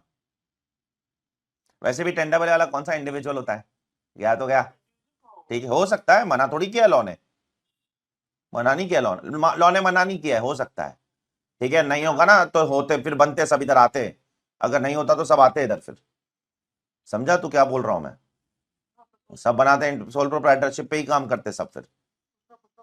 हाँ अब सुनो सुनो, exemption of perquisite in respect of free food non alcoholic beverages ₹50 per meal paid through paid voucher नहीं मिलेगा, ठीक है। सब 50-50 रुपया भी भिखारी जैसा छीन रहे, पता नहीं क्या मेंटालिटी हो गई इनकी, ठीक है। 50-50 रुपया भी नहीं छोड़ेंगे, ठीक है। बढ़ो आगे। अबे सुन रहे हो कि नहीं सुन रहे हो तुम लोग? दीवारों से बात कर रहा हूं मैं, हाँ किससे बात कर रहा हूं मैं? तुम लोग से ही कर रहा हूं ना। एंटरटेनमेंट अलाउंस नहीं मिलेगा, वैसे भी गवर्नमेंट एम्प्लॉयज को मिलता था खाली 5,000 रुपए तक, याद आता है? नहीं मिलेगा वो। प्रोफेशनल टैक्स जो 2,500 रुपए का होता था अप्रोक्सीमेटली, वो भी नहीं मिलेगा, ठीक है। बढ़ो आगे। अब बहुत इंपॉर्टेंट पॉइंट आने वाला है। हाउस प्रॉपर्टी लॉस जो 2 लाख रुपए का होता है ना, सेल्फ ऑक्यूपाइड का, एलओपी का नहीं बोल रहा हूं। किसका बोल रहा हूं? एसओपी का, मना कर दिया। बहुत बड़ा वाला बेनिफिट छीना। तो मेरे को बताओ ये पागल बना रहे कि नहीं बना रहे इनडायरेक्टली हमको, 7 लाख करके? हाँ 7 लाख करके इनडायरेक्टली पागल तो बना दिया ना हमको। पार्लियामेंट में जब अनाउंस करते ना तो ऐसा अनाउंस करते, अरे the exemption limit is increase to 7 lakh, सब ताली बजाते, पर बजट खत्म। 7 लाख तक कोई और सुनो तो सही ना, उसमें सबसे बड़ा कॉमेडी सीन, ये हमारे जाहिल न्यूज चैनल वाले, 7 लाख तक कोई टैक्स नहीं, 7 लाख के ऊपर 20%, वो कंप्यूटेशन भी चालू करते थे टीवी पे, फिर बाद में शाम में रेक्टिफाई करते, अरे नहीं नहीं ऐसा नहीं है, जो 7 लाख से ज्यादा कमाएगा उसके लिए सब पुराने जैसा ही चाहिए, ठीक है। यस और नो? उसको रिबेट नहीं है, उनको ये नहीं समझ आता रिबेट क्या होता है। अरे एक्चुअली उनकी गलती नहीं है, उनको क्या समझ में आएगा रिबेट क्या होता है? यहाँ सीए स्टूडेंट्स उलझे हुए इसमें, तो वो क्या समझेंगे 2 घंटे में रिबेट क्या होता है, रिलीफ क्या होता है, मार्जिनल रिलीफ क्या होता है। तो मत बोलो ना जब नहीं पता है, तो चुप बैठो, क्यों कुछ भी फेंकते रहते हो। ये छीन लिया, ये गलत किया यार, ये बहुत बड़ा एडवांटेज छीना यार। लोगों ने 20-20 साल का लोन लेके रखा है यार, मैंने खुद लिया हाउसिंग लोन मेरे घर के लिए, अब वो सारा इंटरेस्ट डिडक्शन चला जाएगा मेरा। क्या क्या क्या? अभी मैं देखूंगा, मैंने अभी तक डिसीजन नहीं लिया मैं ओल्ड स्कीम में जाऊंगा क्या न्यू स्कीम में। अभी मैं सोचूंगा, वो एवाई में सोचूंगा, अभी तक सोचा नहीं है मैंने, एवाई में सोचूंगा। मोस्टली तो मैं न्यू में ही जाऊंगा, ओल्ड में ही जाऊंगा, लेकिन ओल्ड में जाने के कुछ डिसएडवांटेजेस है, अभी पता चलेंगे तुमको, पता चलेंगे थोड़ी देर में बता रहा हूँ। हाँ ऑप्ट इन ऑप्ट आउट में दिक्कत होने वाली है मुझे, इसलिए पहले पूरा पढ़ लेते फिर चर्चा करते इस पर, ठीक है। एडिशनल डेप्रिसिएशन नहीं मिलेगा, माफ करो, ठीक है। क्या नहीं मिलेगा? ठीक है। बैकवर्ड एरिया के लिए कुछ अलावेंस था, अभी निकल गया, वो छोड़ दो। टी कॉफी रबर नहीं मिलेगा, साइट रेस्टोरेशन, ये सब वही है जो फिर कल पढ़ा था डोमेस्टिक कंपनी के लिए, याद है ऑल्टरनेटिव टैक्स रेजिम में? हाँ बेटा, हाँ 35(1)(2) नहीं मिलेगा, 1(2)(a) नहीं मिलेगा, 1(3) नहीं मिलेगा, 2(a) नहीं मिलेगा। क्या 1(1) और 1(4) मिलेगा? हाँ मिलेगा, लिख लो कहीं पर प्लीज। 35(AD) नहीं मिलेगा, नहीं मिलेगा। 35(CCC) नहीं मिलेगा, नहीं मिलेगा। एग्रीकल्चर एक्सटेंशन प्रोजेक्ट, अब सुनो, मैंने आपको एटीसी पढ़ाते समय बोला था 4 खर्चे मिलते हैं न्यू रेजिम में, बताया था कि नहीं बताया था? ईमानदारी से बोलना, मैंने लिखवा दिया था क्लास में आपको। कोई भी एटीसी से एटीयू कुछ नहीं मिलेगा, 4 मिलेंगे बस। एक तो employer contribution towards notified pension scheme, eighty C C D subsection 2, employer का कॉन्ट्रीब्यूशन, एम्प्लॉई का नहीं, याद आता है? कितना होता है एम्प्लॉयर का कॉन्ट्रीब्यूशन, कितना डिडक्शन अलाउड है? 10% ऑफ सैलरी, और central government state government employee है तो 14% ऑफ सैलरी। क्या 1.5 लाख की लिमिट में आता है ये? हाँ 1.5 लाख की लिमिट में नहीं आता, उसके अबाव होता है। अग्निवीर कॉर्पस फंड जो गवर्नमेंट ने फाइनेंस एक्ट 23 में अमेंडमेंट लाया है, उसमें भी अगर गवर्नमेंट कंट्रीब्यूट कर रही है, गवर्नमेंट का कंट्रीब्यूशन यहां पर अलाउड है डिडक्शन। 80 JJAA अलाउड है और 80 LA अलाउड है। ये 4 डिडक्शन छोड़कर और कुछ नहीं मिलेगा न्यू रेजीम में, ठीक है। ATC गया तुम्हारे हाथ से, LIC बर्बाद, ठीक है। मेडिकल इंश्योरेंस वाले भी बर्बाद, सब गए भाड़ में। अब कुछ इंपॉर्टेंट बातें बता रहा हूं, मार्क कर लो। स्टैंडर्ड डिडक्शन मिलेगा हाउस आपको सैलरी का 50,000 रुपए, जो पहले नहीं मिलता था। ये रेजिम में नहीं देती थी गवर्नमेंट पिछले साल तक, इस साल दे रही है। ये एक अच्छा एडवांटेज है, सैलरी वालों को एडवांटेज दिया है। पिछले साल नहीं था ये रेजिम में, नहीं था। और ये फैमिली पेंशन का भी बेनिफिट मिलेगा। इसका कितना बेनिफिट है सर? 15,000 और 1/3, विचएवर इज लोअर होता है, ठीक है। लिख लो चाहिए तो, वो भी मिलेगा। पिछले साल तक नहीं था ये भी, ठीक है बेटा। बढ़ो आगे please, all of you, are you listening और नॉट? Yes, sir. हाँ, बढ़ता हूं आगे बेटा। सब झमेला हो गया यार ये। हाँ, पीपीएफ का जो भी इंटरेस्ट है वो माफ, पीपीएफ का फाइनल पेमेंट भी माफ, पीपीएफ सब माफ, सुकन्या समृद्धि स्कीम सब माफ। सुकन्या समृद्धि स्कीम वो गर्ल चाइल्ड के लिए जो था, बताया था मैंने, बेटी बचाओ बेटी पढ़ाओ, ठीक है, माफ है वो सब। वो न्यू रेजीम में भी माफ है, ओल्ड में तो वैसे ही माफ है, ठीक है। Are you clear? तो इसमें खाली जो इनकम आएगा वही माफ है ना? सब माफ है बेटा, पूरा पैसा माफ है, तो कंट्रीब्यूशन भी माफ, ठीक है। सब माफ है, सब माफ। इसमें जो कंट्रीब्यूशन कर रहे हो वो माफ नहीं है। एटीसी नहीं मिलेगा ना, खाली उसका जो principal- एटीसी नहीं मिले, जो मैच्योरिटी पे मिल रहा है उसकी बात कर रहा हूं, ठीक है। एग्जाम्पशन बोल रहा हूं, डिडक्शन नहीं बोल रहा हूं बेटा। हाँ, ये अच्छा सवाल उसने बोली। सुकन्या समृद्धि स्कीम में पैसा डालने पर एटीसी में डिडक्शन मिलता है कि नहीं मिलता है, बताइए। हाँ, वो नहीं मिलेगा, वो नहीं मिलेगा, वो अलाउड नहीं है। सेक्शन 1011A माफ है। मैच्योरिटी पे जो पैसा मिल रहा है, आपका प्रिंसिपल अमाउंट, इंटरेस्ट अमाउंट, वो माफ है। Are you clear? एटीसी तो बिल्कुल नहीं मिलने वाला है, किसी भी केस में नहीं मिलेगा। क्लियर है? कोई एक्सेप्शन नहीं है उसका। Yes, sir. हाँ, ओल्ड स्कीम में जाओ फिर, बढ़ो आगे। कुछ फालतू बातें वो कर लेता हूं सैलरी की। Perquisite valuation rules as provided in rule 3 will remain unaltered, ठीक है। वैसे भी तुमको कौन सा याद है, अनऑल्टर्ड है तो। इवन इफ एन एम्प्लॉय सही बोल रहा हूं ना। परक्यूसिट वैल्यूएशन रूल्स वैसे ही चलेगा जैसे परक्यूसिट वैल्यूएशन जैसे होता था वैसे ही होगा। अलग अलग है ना परक्यूसिट वैल्यूएशन, बताइए। अलग अलग परक्यूसिट अलग तरीके से वैल्यू होता है कि नहीं होता है? कौन सा याद है तुमको? रेंट फ्री अकोमोडेशन कैसे वैल्यू होता है, अनफर्निश्ड कैसे होता है, कार कैसे होता है, याद है वो सब चीज? हाँ, तो वैसे भी नहीं याद है तो अनऑल्टर्ड है। क्या? होटल में अकोमोडेशन दे रही है कंपनी, यस, 15 दिन तक के लिए। फिर घर दे रही है, कंप्यूटर दे रही है, लैपटॉप दे रही है, मोबाइल फोन दे रही है, ये दे रही है, वो दे रही है, बहुत कुछ दे रही है, यस। वो सब सेम ही रहेगा, सब सेम है, ठीक है। प्लस ये वाला पॉइंट मैंने आपको ऑलरेडी बोल दिया, ऊपर लिखा था वो, ठीक है, चेक कर लो, ठीक है। ऊपर पढ़ा था ना ये, हाँ। अब जो कल पढ़ा था ना अपन ने, उससे रिलेटेड कुछ पॉइंट्स है, सुनो। इन सब खर्चों के वजह से अगर कोई डिडक्शन लेते हो और लॉस आता है तो वो लॉस कैरी फॉरवर्ड करने नहीं मिलेगा, ठीक है, चेक करो, ठीक है। इन सब खर्चों की वजह से जो लॉस आएगा वो लॉस कैरी फॉरवर्ड नहीं कर सकते हो। ये था ना वो कम 115BA BAA में भी, बताइए। Yes, अरे भाई 115BA BAA में भी था ना। इन सब खर्चों की वजह से अगर लॉस आता है तो कैरी फॉरवर्ड नहीं कर सकते हो। अब बहुत इंपॉर्टेंट पॉइंट है ये लाइन, इसको मार्क करो।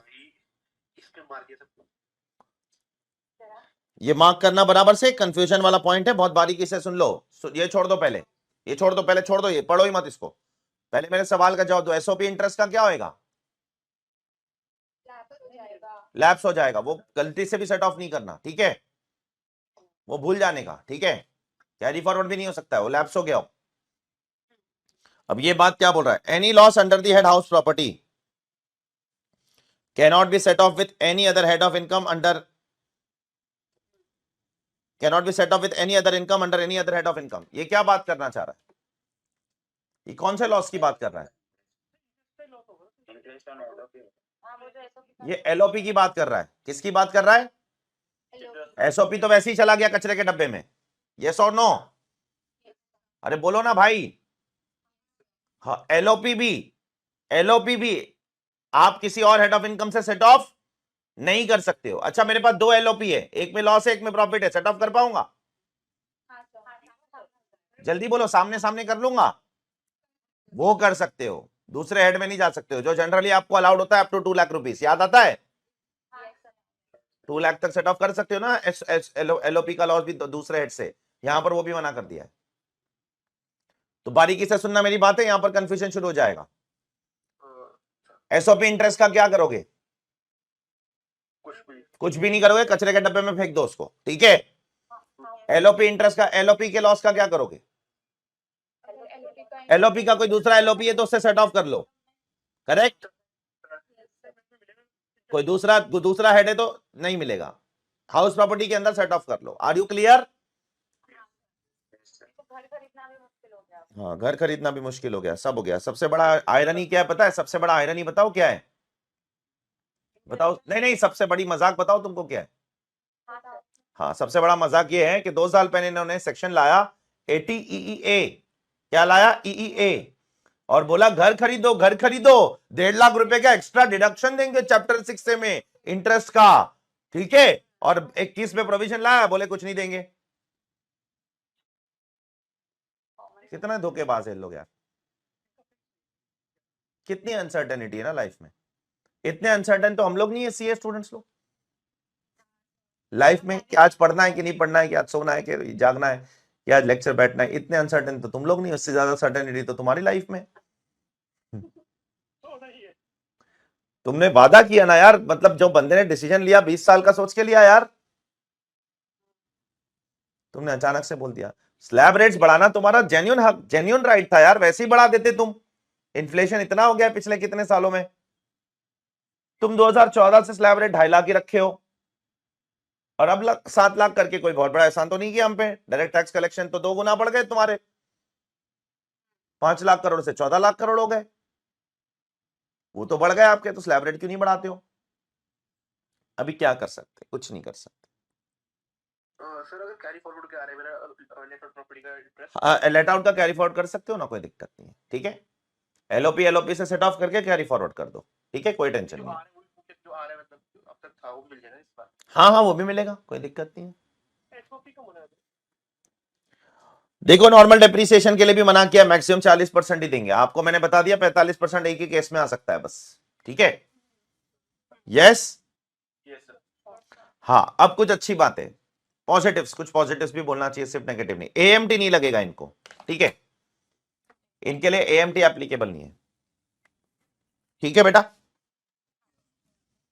जैसे कोऑपरेटिव सोसाइटी के लिए भी नहीं था, याद है ऑल्टरनेटिव रेजिम में एएमटी.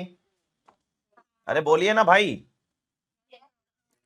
एएमटी नहीं एप्लीकेबल का मतलब क्या होता है? इसका मतलब ये होता है कि आपको 115 जेसी पढ़ना ही नहीं है, एडजस्टेड टोटल इनकम निकालना ही नहीं है आपको, टच भी नहीं करना है उसको, हाथ भी नहीं लगाना है. ठीक है, बिल्कुल भी नहीं करना है वो सब कुछ.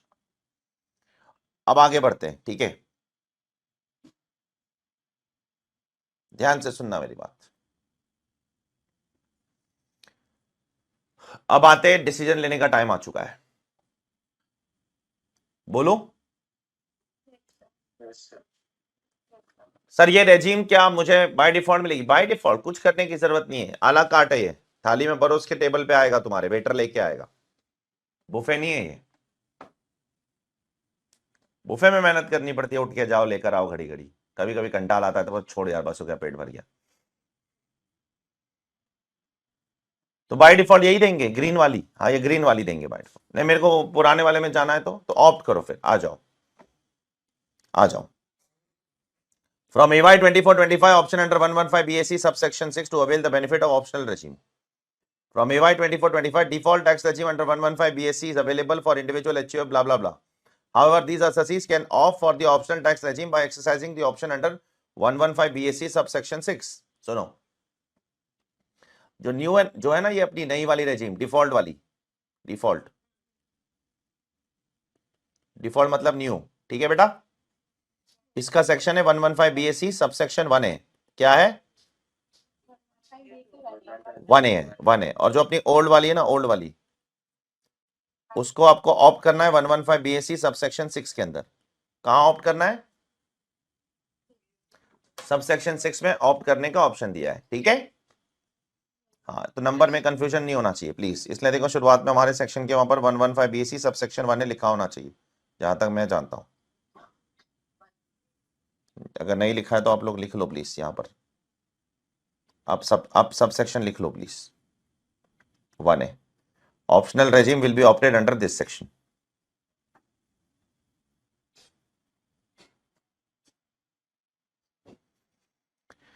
हाँ, अब कैसे ऑप्ट करें, अगर आपकी पीजीबीपी इनकम नहीं है, कौन सी इनकम नहीं है, मतलब आप सैलरी वाले एसएससी हो, हाउस प्रॉपर्टी हो, तो आपको ईयरली ऑप्ट करना है। चेक करो, हर साल आप ऑप्ट इन ऑप्ट आउट कर सकते हो अपनी मर्जी से, चेक करो।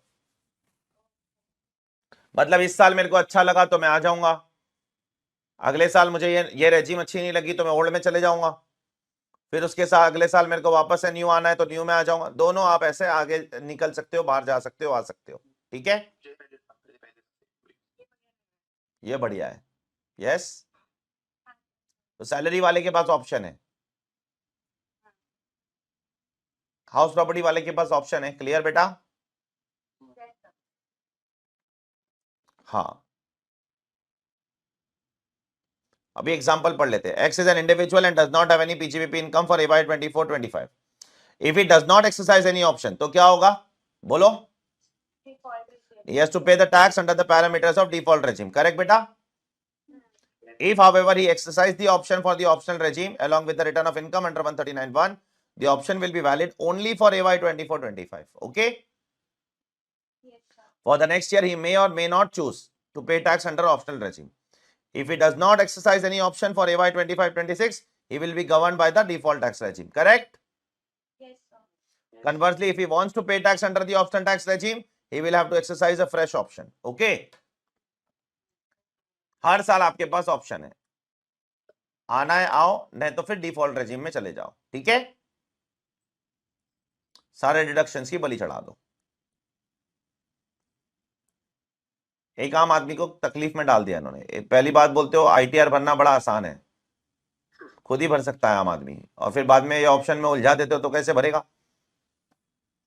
अब तो बिना प्रोफेशनल्स के आप डिसीजन नहीं ले पाओगे, यस और नो। वो बात अलग है, उनके सिस्टम के अंदर वो बोलते हैं हम दोनों कैलकुलेशन करके आपको बता देंगे कौन सा बेनिफिशियल है आपके लिए। बोलने की बात है, पोर्टल चल जाए बस उनका पहले, सबसे इंपॉर्टेंट बात ये, यस और नो। आधे से ज्यादा टाइम तो पोर्टल नहीं चलता है, 26 एयर डाउनलोड नहीं होते, ये नहीं होता है, वो नहीं होता है, एसएफटी डाउनलोड नहीं होते, एआईएस नहीं खुलता है, यस और नो। तुमने देखी होगी दिक्कतें ये सारी। नहीं, अभी बहुत इंप्रूव है, मैं खुद बोलता हूँ, पहले से बहुत इंप्रूव है, उसमें कोई डाउट नहीं, बहुत इंप्रूव है। अब पीजीबीपी वालों के लिए देखो क्या दुख है जीवन में, सुन लो, मैं बोल देता हूं, पहले बोल दूं क्या। मैं पीजीबीपी वाला हूं, ठीक है, ठीक है। पीजीबीपी वाला, इसके लिए भी बाय डिफॉल्ट क्या जाने वाला है, अरे बाय डिफॉल्ट क्या होगा वे, न्यू रेजिम ही होगा ना, ये वाली ग्रीन वाली। अगर मैं ओल्ड के लिए ऑप्ट करना चाहता हूं तो कर सकता हूं कि नहीं कर सकता हूं, यस। मान लो मैंने ओल्ड ऑप्ट कर लिया, क्या ऑप्ट कर लिया, ओल्ड, तो फिर जीवन भर वापस नहीं आ सकते हो न्यू में, ठीक है। सुनो सुनो सुनो, अगर आना भी है तो once in a life time है बस। कितनी बार, बस once in a life time वापस आने देंगे न्यू में। कुछ समझ आया क्या बोल रहा हूं। तो अभी आप लोग बोल रहे हो सर आप तो ओल्ड में ही जाओगे ना, ओल्ड में ही जाओगे ना। अभी मैं ओल्ड में अगर चला गया अभी, ठीक है, अभी चला जाओ अगले साल, तो वापस आऊं कैसे फिर मेरे पास एक ही डीआरएस बचेगा,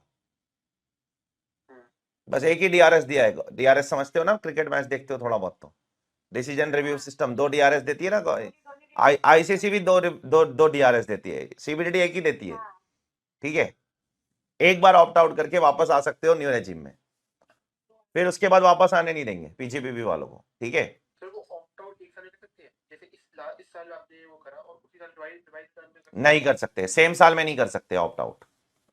ऑप्ट आउट करना है तो अगले साल करना है। पढ़ रहा हूं मैं, नहीं कर सकते हो, पढ़ता हूं मैं।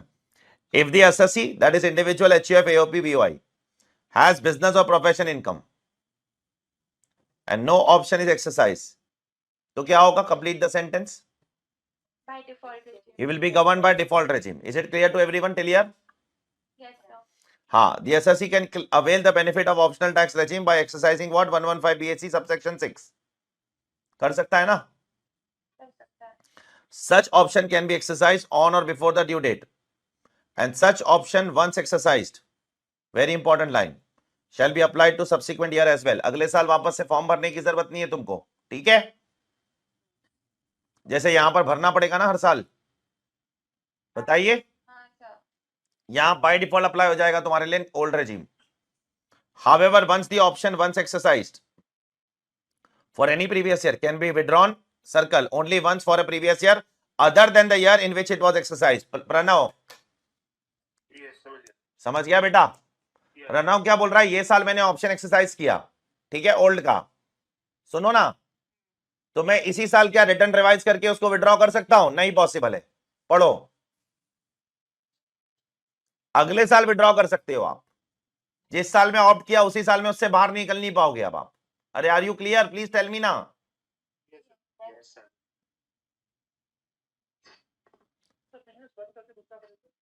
हाँ, तो वो एक अलग बात है, लेकिन इंडिविजुअल में बिजनेस बंद करेगा तो रिटर्न तो एक ही एसएससी फाइल करता है ना, पैन थोड़ी बदल जाएगा तेरा, तो मार देगा अपने आप को, दूसरा जन्म लेगा। हाँ, क्या बोलना क्या चाहता है तू? कहना क्या चाहते हो? चाचा को लाओ क्या सामने तुम्हारे वो 3 इडियट्स वाले? सवाल पूछना है इसलिए पूछोगे, पैन थोड़ी बदल जाता है बिजनेस बंद करने से इंडिविजुअल का। हाँ, पढ़ो बराबर से। thereafter the person shall never be eligible to exercise the option for availing the benefit of optional tax regime except where such person ceases to have any income from business and profession. देखो बहुत सारी बातें बोली है, इधर देखो मेरी तरफ, इधर देखो, मैं सब बोल रहा हूं, पॉइंट वाइज काउंट करो। सबसे पहले पीजीपीबी वाला एसएससी बाय डिफॉल्ट कहां जाएगा? न्यू में जाएगा। ऑप्ट कर सकता है ओल्ड में? Yes. कर दिया उसने, ठीक है। अच्छा, सेम साल में अगर वापस से न्यू में जाना जा सकता है? No, sir. नहीं जा। अगले साल न्यू में जाना जा सकता है? वंस जा सकता है, फिर वापस से ओल्ड में आने देंगे? अच्छा, अब वो पीजीपीबी एसएससी रहा नहीं तो वापस ओल्ड में आ सकता है? पीजीपी बंद हो गया, उसका सिर्फ पेंशन कमाता है तो आ सकता है? लिखा है, सब लिखा है वहां पर, पढ़ते हो, जब मैं पढ़ता हूं तो ध्यान नहीं देते हो, पढ़ो पढ़ो। अगर पीजीपीबी खत्म हो गया तो वापस आ सकता है क्या? आ सकता है, आ सकता है। लिखो, लास्ट लाइन पे लिखा है, except where such person ceases to have any income from business or profession. Yes or no? फिर से पूछ रहा हूं, बाय डिफॉल्ट पीजीपीबी वाला कहां जाएगा? इधर देखो, न्यू में जाएगा। ओल्ड में जाना चाहता है तो जा सकता है? हाँ, जा सकता है। क्या सेम ईयर में ऑप्ट आउट करके वापस ओल्ड में न्यू में आ सकता है? Not possible. क्या अगले साल आ सकता है? अगले साल आ सकता है वापस से न्यू में? आ सकता है। उसके बाद वापस से ओल्ड में जा सकता है? नहीं जा सकता है। Once in a life time opt कर लिया, लेकिन अगर पीजीपीबी खत्म हो गया तो जा सकता है? बोलिए ना, तो जा सकता है। Are you clear? बहुत लफड़े हैं, ठीक है। वन लास्ट थिंग, प्रणव मेरा एम्प्लॉई है, प्रणव मेरा एम्प्लॉई है, ठीक है बेटा, मैं एम्प्लॉयर हूं। अब प्रणव का टीडीएस में कैसे काटू? न्यू के हिसाब से कि ओल्ड के हिसाब से, ये सवाल है, ठीक है। सुनो, अगर वो कुछ बोलता नहीं है, वो कुछ, तो मैं किसके हिसाब से काटू? बोलो, न्यू के हिसाब से, जो डिफॉल्ट रेजिम है वो, ठीक है। तो प्रणव को आके मुझे डिक्लेरेशन देना पड़ेगा। सुनो अच्छे से, सुनो, प्रणव मुझे डिक्लेरेशन देगा, ठीक है बेटा, कि सर मैं ओल्ड में जाना चाहता हूं। किस में जाना चाहता हूं? न्यू के लिए कोई डिक्लेरेशन देने की जरूरत नहीं, क्योंकि वो बाय डिफॉल्ट है। सर मैं ओल्ड में जाना चाहता हूं, तो मैं उससे डिक्लेरेशन ले लूंगा और फिर मैं ओल्ड के हिसाब से टीडीएस काटूंगा। सुनो ये पहला पॉइंट। दूसरा पॉइंट सुनो, उसके बाद during the year Pranav change नहीं कर सकता है अपना डिसीजन, ठीक है। उसने बोल दिया ना एक बार ओल्ड ओल्ड, फिर चेंज नहीं कर पाएगा, फिर वो अगले साल चेंज करे अगर पीजीबीपी नहीं है तो। पीजीबीपी है तो फिर तो सवाल ही नहीं उठता है, ठीक है। तो मैं अज्यूम कर रहा हूँ नौकरी कर रहा है तो बिजनेस नहीं होगा, अज्यूम कर रहा हूँ, बट ऐसा कोई जरूरी नहीं है, हो भी सकता है।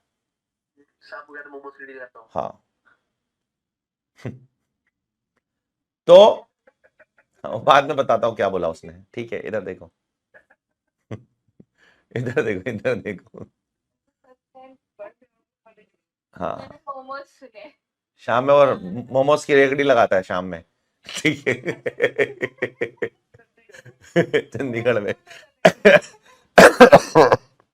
इधर देख रहे कार्टून। रितिका वीडियो चालू कर बेटा, और प्रणव तो भी। सर मुझे ना जुकाम मेरा हो ना जुकाम से क्या हो रहा है, बाहर आ रहा है क्या जुकाम तेरा वीडियो के? रहा है। हाँ तो चालू कर, मैं तो रोज जुकाम होता है, मैं तो लेक्चर लेना बंद कर दूंगा फिर कल से। हाँ हाँ चालू कर वीडियो, जुकाम हो रहा है बहाने बना रहा है। ग्लाइट्रैक्स का मिस्टर इंडिया नहीं चल रहा है इधर, ठीक है। ये तेरी नाक खराब दिख जाएगी तो देखो कोई रिजेक्ट कर देगा यहाँ पर। हाँ इधर देख चुपचाप।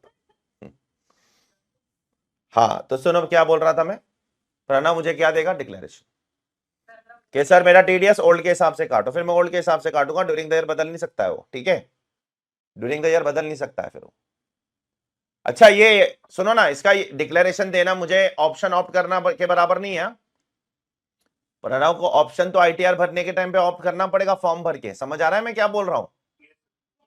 प्रणव ये धोखे में नहीं रहना चाहिए, मैंने तो बोल दिया ना मेरे मालिक को, अब क्या जरूरत है भाई, आईटीआर भर के देखो ऑप्ट करना पड़ेगा अलग से, ठीक है। पढ़ो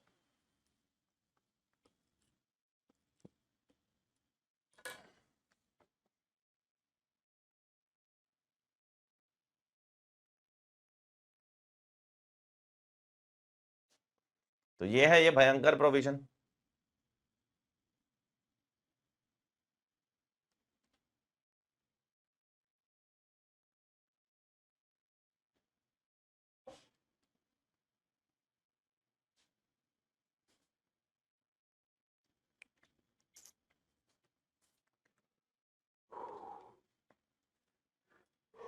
तो 87 ए का रिबेट था जो, उसको भी चेंज नहीं करना कि इस इनकम में मिलेगा तो नहीं मिलेगा, जो ओल्ड में था वही चेंज करें। सब कुछ सेम है उसमें, उसे 112A पे नहीं मिलता है, बाकी सब पे मिलता है। 87A का रिबेट सिर्फ 112A वाली एलटीसीजी पे नहीं मिलता है, बाकी सब पे मिलता है, लॉटरी पे भी मिलता है।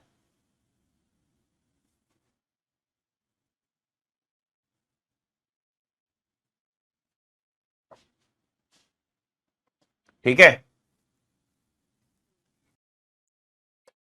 आपकी क्वेश्चन बैंक में चैप्टर नंबर 12 है असेसमेंट ऑफ वेरियस एंटिटीज, वहां पर मैंने इससे रिलेटेड क्वेश्चंस डाले हैं जो हमको करना है, ऑल्टरनेटिव टैक्स रेजिम से रिलेटेड क्वेश्चंस, ठीक है।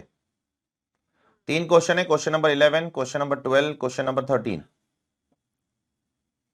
तो हम लोग ये 3 क्वेश्चन करना शुरू करते हैं एक एक करके। क्वेश्चन नंबर 11 शुरू करते हैं, सबसे पहले बोर्ड पे देखो, छोटा सा क्वेश्चन है, ठीक है, ये वाला which is on page number 12.17, board पे देखो। X 37 years का है, बिजनेसमैन है, his income for previous year 23-24 is rupees 14 lakhs.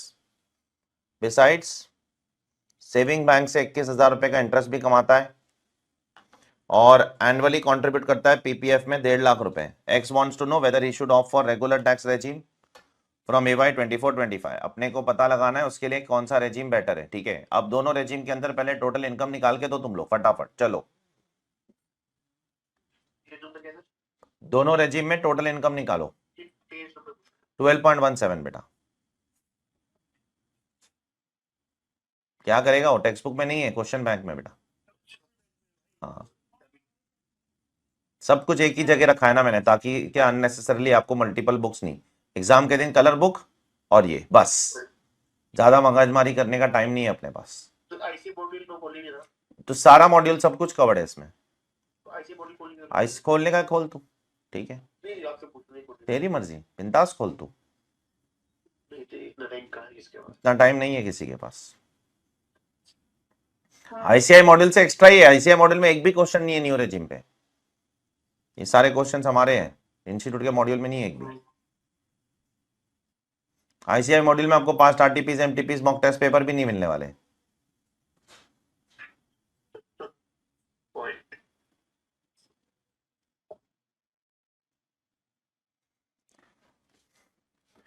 तो क्या है, क्या फर्क पड़ने वाला है दोनों में?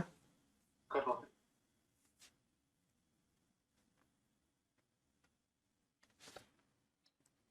फर्क किससे पड़ेगा वो तो बताओ।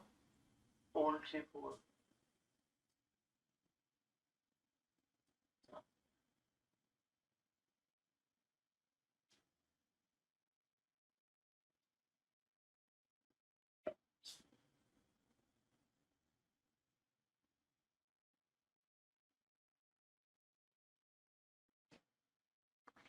अबे इतना क्या टाइम लग रहा है बे कंप्यूट करने? तो 199 ओल्ड स्कीम में 1 लाख टैक्स होती है टैक्स नहीं चाहिए मुझे, टोटल इनकम चाहिए खाली। और टोटल इनकम 12.5 लाख है ओल्ड स्कीम और न्यू में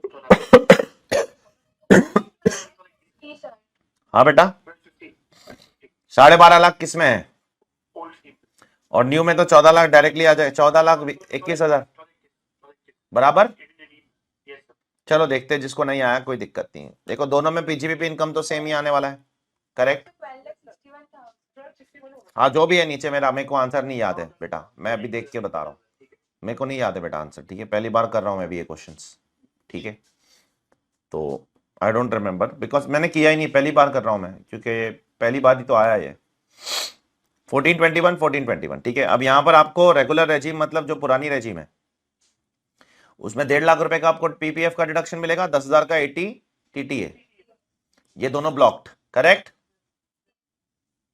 अरे बोलो भाई। Yes sir. यस सर उसके बाद टैक्स निकालना, और क्या रिबेट मिलेगा दोनों में? दोनों में रिबेट नहीं मिलेगा, ठीक है? नहीं मिलेगा रिबेट। यहाँ पर रेगुलर वाले में 5 लाख के तक रिबेट है, यहाँ पर 7 लाख तक, करेक्ट? Yes, sir. बट ये दोनों ज्यादा है इनकम, 5 लाख और 7 लाख से नो रिबेट। फिर टैक्स निकालोगे आप, ठीक है बस, और उसके बाद सेस मार दोगे, सिंपल है। Is it clear? इसमें न्यू फायदा बनता है Yes, sir. तो जो भी फायदेमंद है वो एग्जाम में लिख देने का, और कुछ नहीं, ठीक है? तो ये वाला फायदेमंद है, ठीक है? Yes, sir. देखो न्यू न्यू ओल्ड कब फायदेमंद होगा पता है? जनरली हाउस प्रॉपर्टी जब आप पूरा 80C का लिमिट यूटिलाइज कर रहे हो, ठीक है? हाउस प्रॉपर्टी 80D भी यूज कर रहे हो, 80D 50,000 1 लाख जो भी है, ठीक है?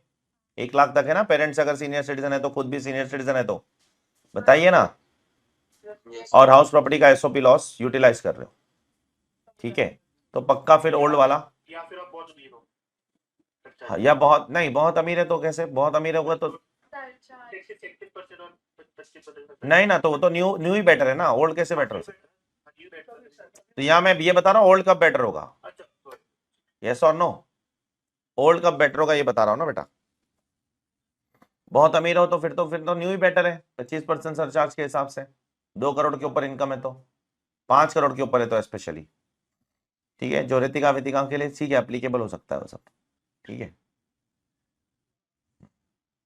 पापा को पूछना जरा सरचार्ज कितना पे करते हो पापा, ऐसे तो बताएंगे नहीं देखो अपनी इनकम। हाँ ये सम पढ़ो।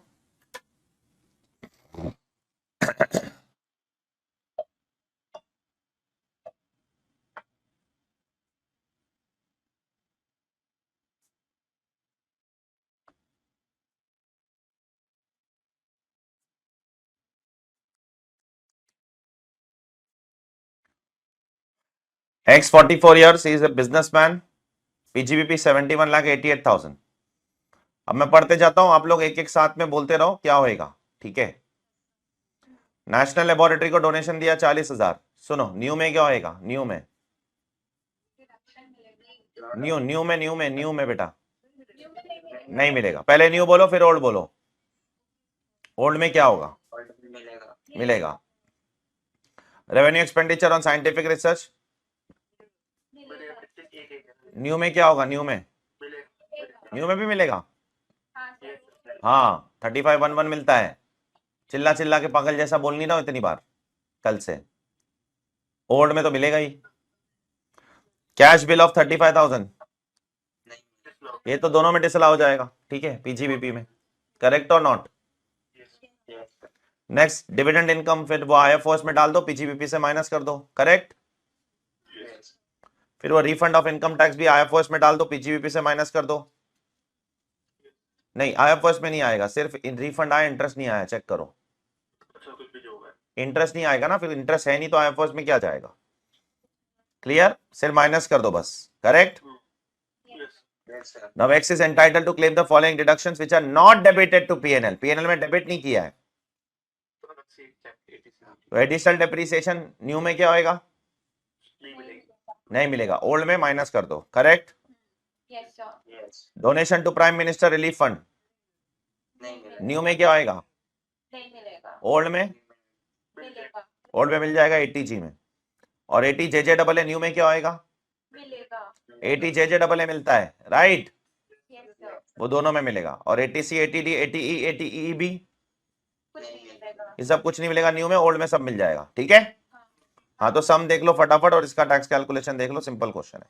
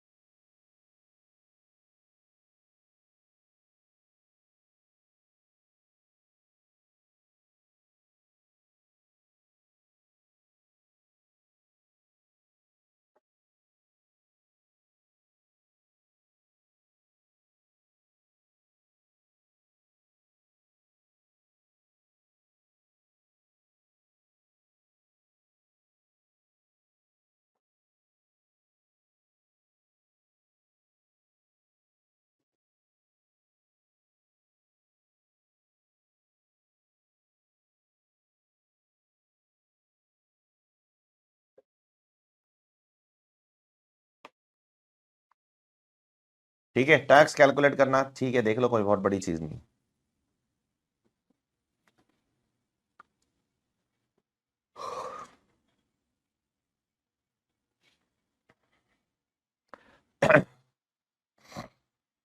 ठीक है,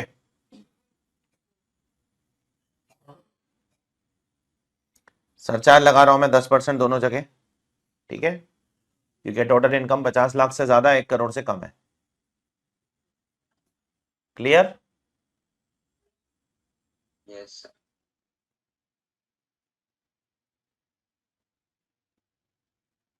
तो यहां पर कहां ज्यादा फायदा है,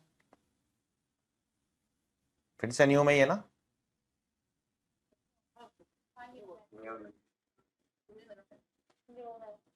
नहीं नहीं, ओल्ड में ज्यादा फायदा है, 5,000 रुपए का डिफरेंस है, देखो 2116 है ना ओल्ड में, और न्यू में 2121 है, करेक्ट। अब 5,000 रुपए के लिए कोई मगजमारी करेगा क्या, पता नहीं मुझे, ठीक है, वो भी 70 लाख कमाने वाला आदमी, ठीक है। अब ये क्वेश्चन है ना कुछ पूछने लायक क्वेश्चन, अब मजा आएगा ना असली जीवन में, ठीक है। चलो आराम से करते हैं इसको, इतना बड़ा क्वेश्चन एग्जाम में नहीं आने वाला है, बट ये जस्ट एक कॉम्प्रिहेंसिवनेस देने के लिए, और कुछ नहीं। पढ़ो, सैलरीड एम्प्लॉय है, बेसिक सैलरी 40 लाख, ठीक है, चलो दोनों में लिख देंगे वो। HRA out of 90,000 60,000 is exempt under 1013 है 90,000। अब क्या करने का बताओ HRA का, न्यू में नहीं मिलेगा। न्यू में 90,000 पूरा लिखना पड़ेगा, ठीक है, करेक्ट। Yes. और एग्जेम्पशन ब्लॉक्ड, और रोड में 90 माइनस 60, क्लियर। Yes. जल्दी बोलो भाई, Yes, sir.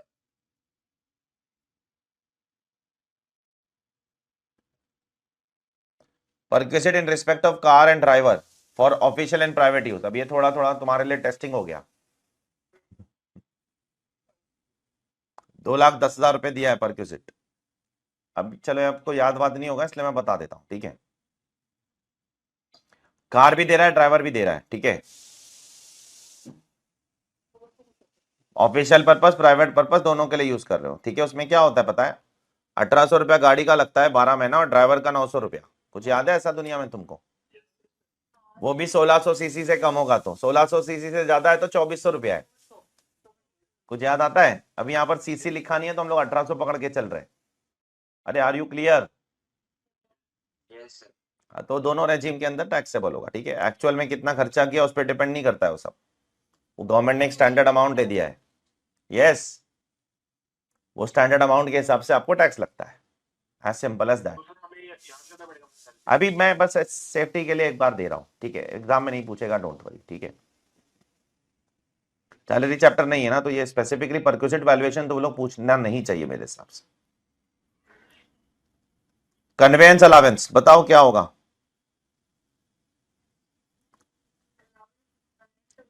नहीं पता है? बुक खोलो, क्वेश्चन अपनी बुक खोलो, कौन सी कलर बुक, और वो लिस्ट देखो आप चाहिए तो, ठीक है, गड़बड़ ना करो।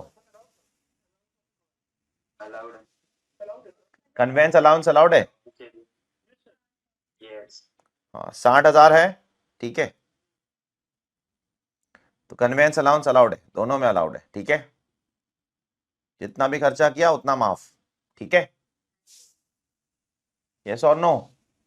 Yes sir. 59,000 खर्चा किया, 59,000 माफ, सेक्शन 1014 में। और कौन सा अलाउंस माफ है? ट्रेवलिंग अलाउंस माफ है, करेक्ट। और वो जो ब्लाइंड डेफ वाले लोगों के लिए वो भी ना, 3,200 रुपए तक, करेक्ट। छोटे छोटे पॉइंट्स पकड़ के मैं क्वेश्चन पूछ रहा हूं ताकि आपको वही पॉइंट्स पे क्वेश्चन बने जिसमें वेराइटी, जिसमें डिफरेंसेस है। सिमिलैरिटी पे क्वेश्चन पूछ के क्या मतलब है? कोई मतलब है क्या? फिर तो दोनों इनकम सेम ही हो जाएगी। अच्छा, प्रीपेड फूड वाउचर 15,000 रुपया दिया, क्या होगा? न्यू में अलाउड नहीं होगा वो, ठीक है, तो न्यू में ऐड करना पड़ेगा, करेक्ट। बोलो ना यार, सर ओल्ड में माफ, ठीक है। और क्या है सर? ये तो पकड़ पकड़ के सैलरी पूछा है सर आपने।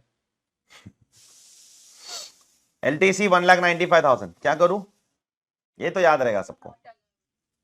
न्यू में नो। 1,80,000 एग्जेम्प्ट है, न्यू में अलाउड नहीं है, ठीक है।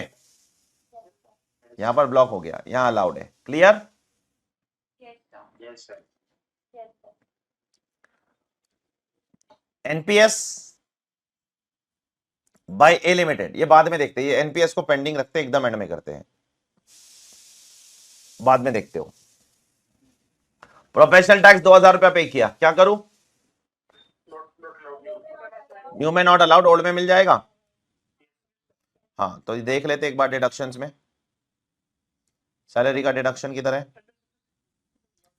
यहां अलाउड है, ठीक है, यहां अलाउड नहीं है, क्लियर।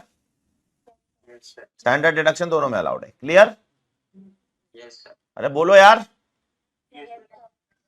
हाँ, अब हाउस प्रॉपर्टी पे आते थोड़ा। पहले मेरे को जरा न्यू वाला बता, ओल्ड वाला बता दो। हाउस प्रॉपर्टी में ओल्ड में क्या होगा वो बता दो, ठीक है, बाद में न्यू में बात करेंगे।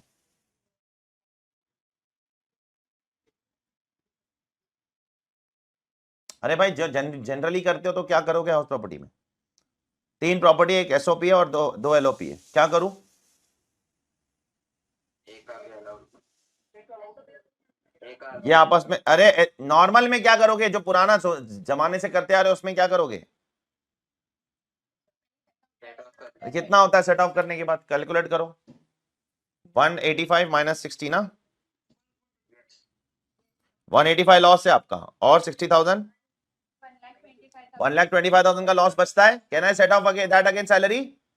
Yes, sir. यस, वो कर लो पहले, ठीक है। किसमें? ऑल्टरनेटिव रेजिम में। यस और नो? Yes sir. नहीं, रेगुलर रेजिम में, सॉरी, हाउस प्रॉपर्टी में ये आपका, ठीक है, करेक्ट, ये आप सेट ऑफ कर लो। Is it clear? Yes, sir. Yes. हाँ, अब बताओ न्यू में क्या होगा। सबसे पहले इसको कचरे के डब्बे में डालो, 1,05,000 को, ठीक है। यस, अच्छा, ये दोनों आपस में सेट ऑफ हो सकते हैं? हो सकता है. हाँ, वो सेट ऑफ कर लो और बाकी छोड़ दो, ठीक है। दूसरे हेड से सेट ऑफ नहीं हो पाएगा। आर यू क्लियर और नॉट? Yes sir. ठीक है, सेल्फ ऑक्यूपाइड प्रॉपर्टी ब्लॉक हो गया और ये आपस में सेट ऑफ करके बाकी ब्लॉक, क्लियर। Yes sir. अरे जल्दी बोलो यार। 100% clear to everyone, please tell me. ठीक है,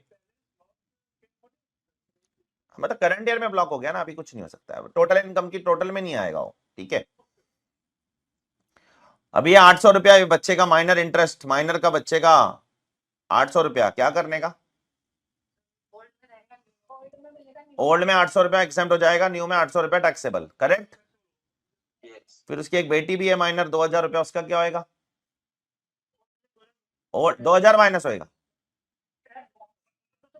1500 माइनस होगा ओल्ड में, न्यू में कुछ नहीं होएगा, क्लियर। Yes.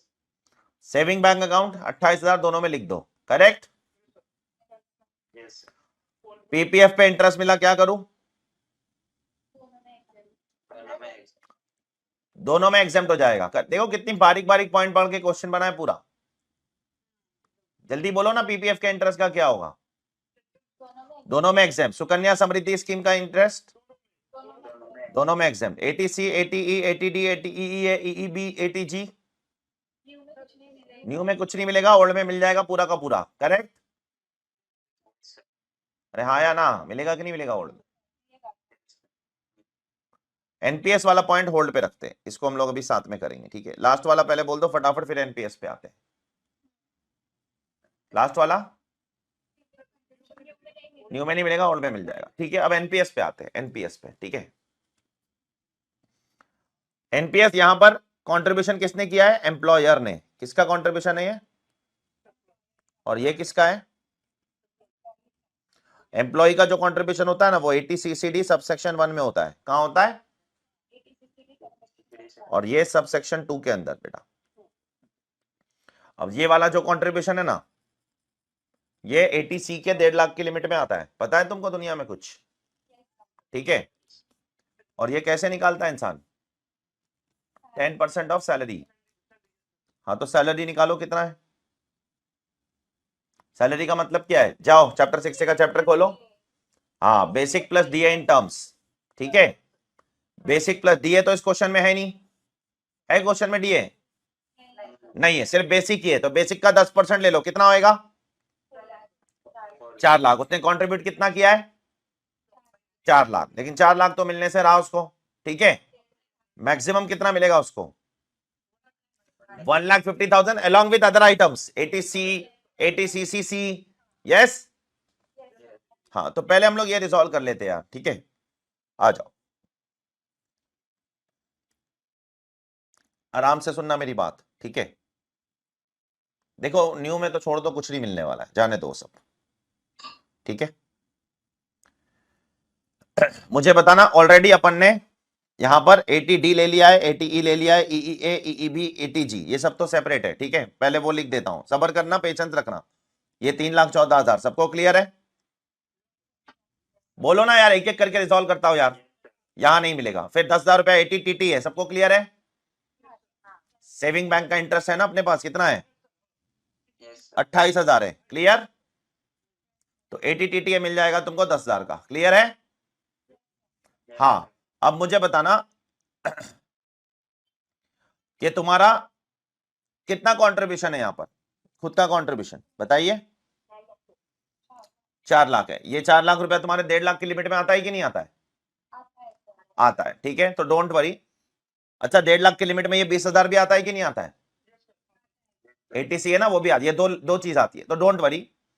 आपको 1.5 लाख रुपया ATCCD में मिल जाएगा। और पता है जो अनअलाउड होता है ATCCD में, वो ATCCD सबसेक्शन 1B में एक्स्ट्रा 50,000 लिमिट है। पता है आपको? एक्स्ट्रा 50,000 जो ATCCD सबसेक्शन 1 में अनअलाउड है, उसका 50,000 एक्स्ट्रा सबसेक्शन 1B में मिलता है। याद आता है कुछ दुनिया में?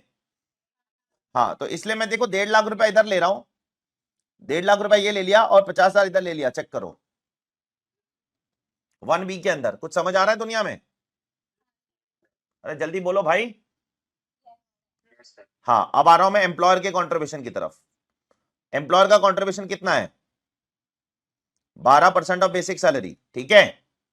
4,80,000। अलाउड कितना है? 10% अलाउड है, मैक्सिमम उससे ज्यादा नहीं है। सेंट्रल स्टेट गवर्नमेंट है तो 14% अलाउ होगा। अब ए लिमिटेड कोई सेंट्रल और स्टेट गवर्नमेंट तो है नहीं, यस और नो? ये तो प्राइवेट है, तो 10% अलाउ होगा। और ये जो अलाउ, ये आपको जो अलाउ होता है ना, ये ये वाला अमाउंट आपको ओल्ड में भी अलाउड है, न्यू में भी अलाउड है, कुछ याद आ रहा है दुनिया में? और ये वाला अमाउंट 1.5 लाख की लिमिट में भी नहीं आता है, कुछ याद आ रहा है दुनिया में? पूरा का पूरा 4 लाख रुपया दोनों में मिलेगा। देखो देखो, इससे एक आइडिया लग जाना चाहिए। देखो इतना डिफरेंस आ गया ना इनकम में, ठीक है? तो समझ में आ जाना चाहिए, एक हल्का सा आइडिया लग जाना चाहिए कौन सा रेजिम बेहतर होने वाला है, ठीक है? कौन सा रेजिम बेहतर लग रहा है तुमको?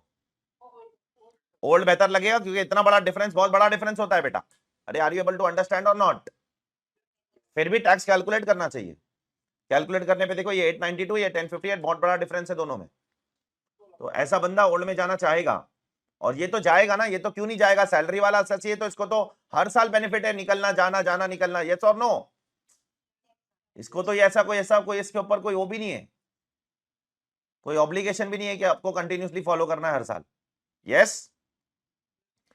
तो इतने बारीक बारीक पॉइंट्स कवर किए हमने इस क्वेश्चन के अंदर। छोटे छोटे एग्जम्पशंस को टेस्ट किया है, छोटे छोटे डिडक्शंस को टेस्ट किया है, स्टैंडर्ड डिडक्शन को टेस्ट किया है, प्रोफेशनल टैक्स को टेस्ट किया है, एंटरटेनमेंट अलाउंस को टेस्ट किया है, यस और नो? एनपीएस के लिमिट को टेस्ट किया है, हाउस प्रॉपर्टी के लॉसेस का क्या कैसे एडजस्टमेंट होगा उसको टेस्ट किया है। ऑलमोस्ट हर एक चीज टेस्ट कर लिया हमने इस क्वेश्चन के अंदर, ठीक है? ऑब्वियसली सब कुछ साथ में नहीं आने वाला एग्जाम में, पूछेगा तो 2-3 आइटम पे टेस्ट करेंगे एग्जाम, इतना बड़ा क्वेश्चन नहीं आने वाला, ठीक है? So you have to do this question a day before exam, must do before exam, okay? तो ये है आपका ऑल्टरनेटिव टैक्स रेजिम का, इंडिविजुअल का, एचयूएफ का, एक्सेट्रा का क्वेश्चन।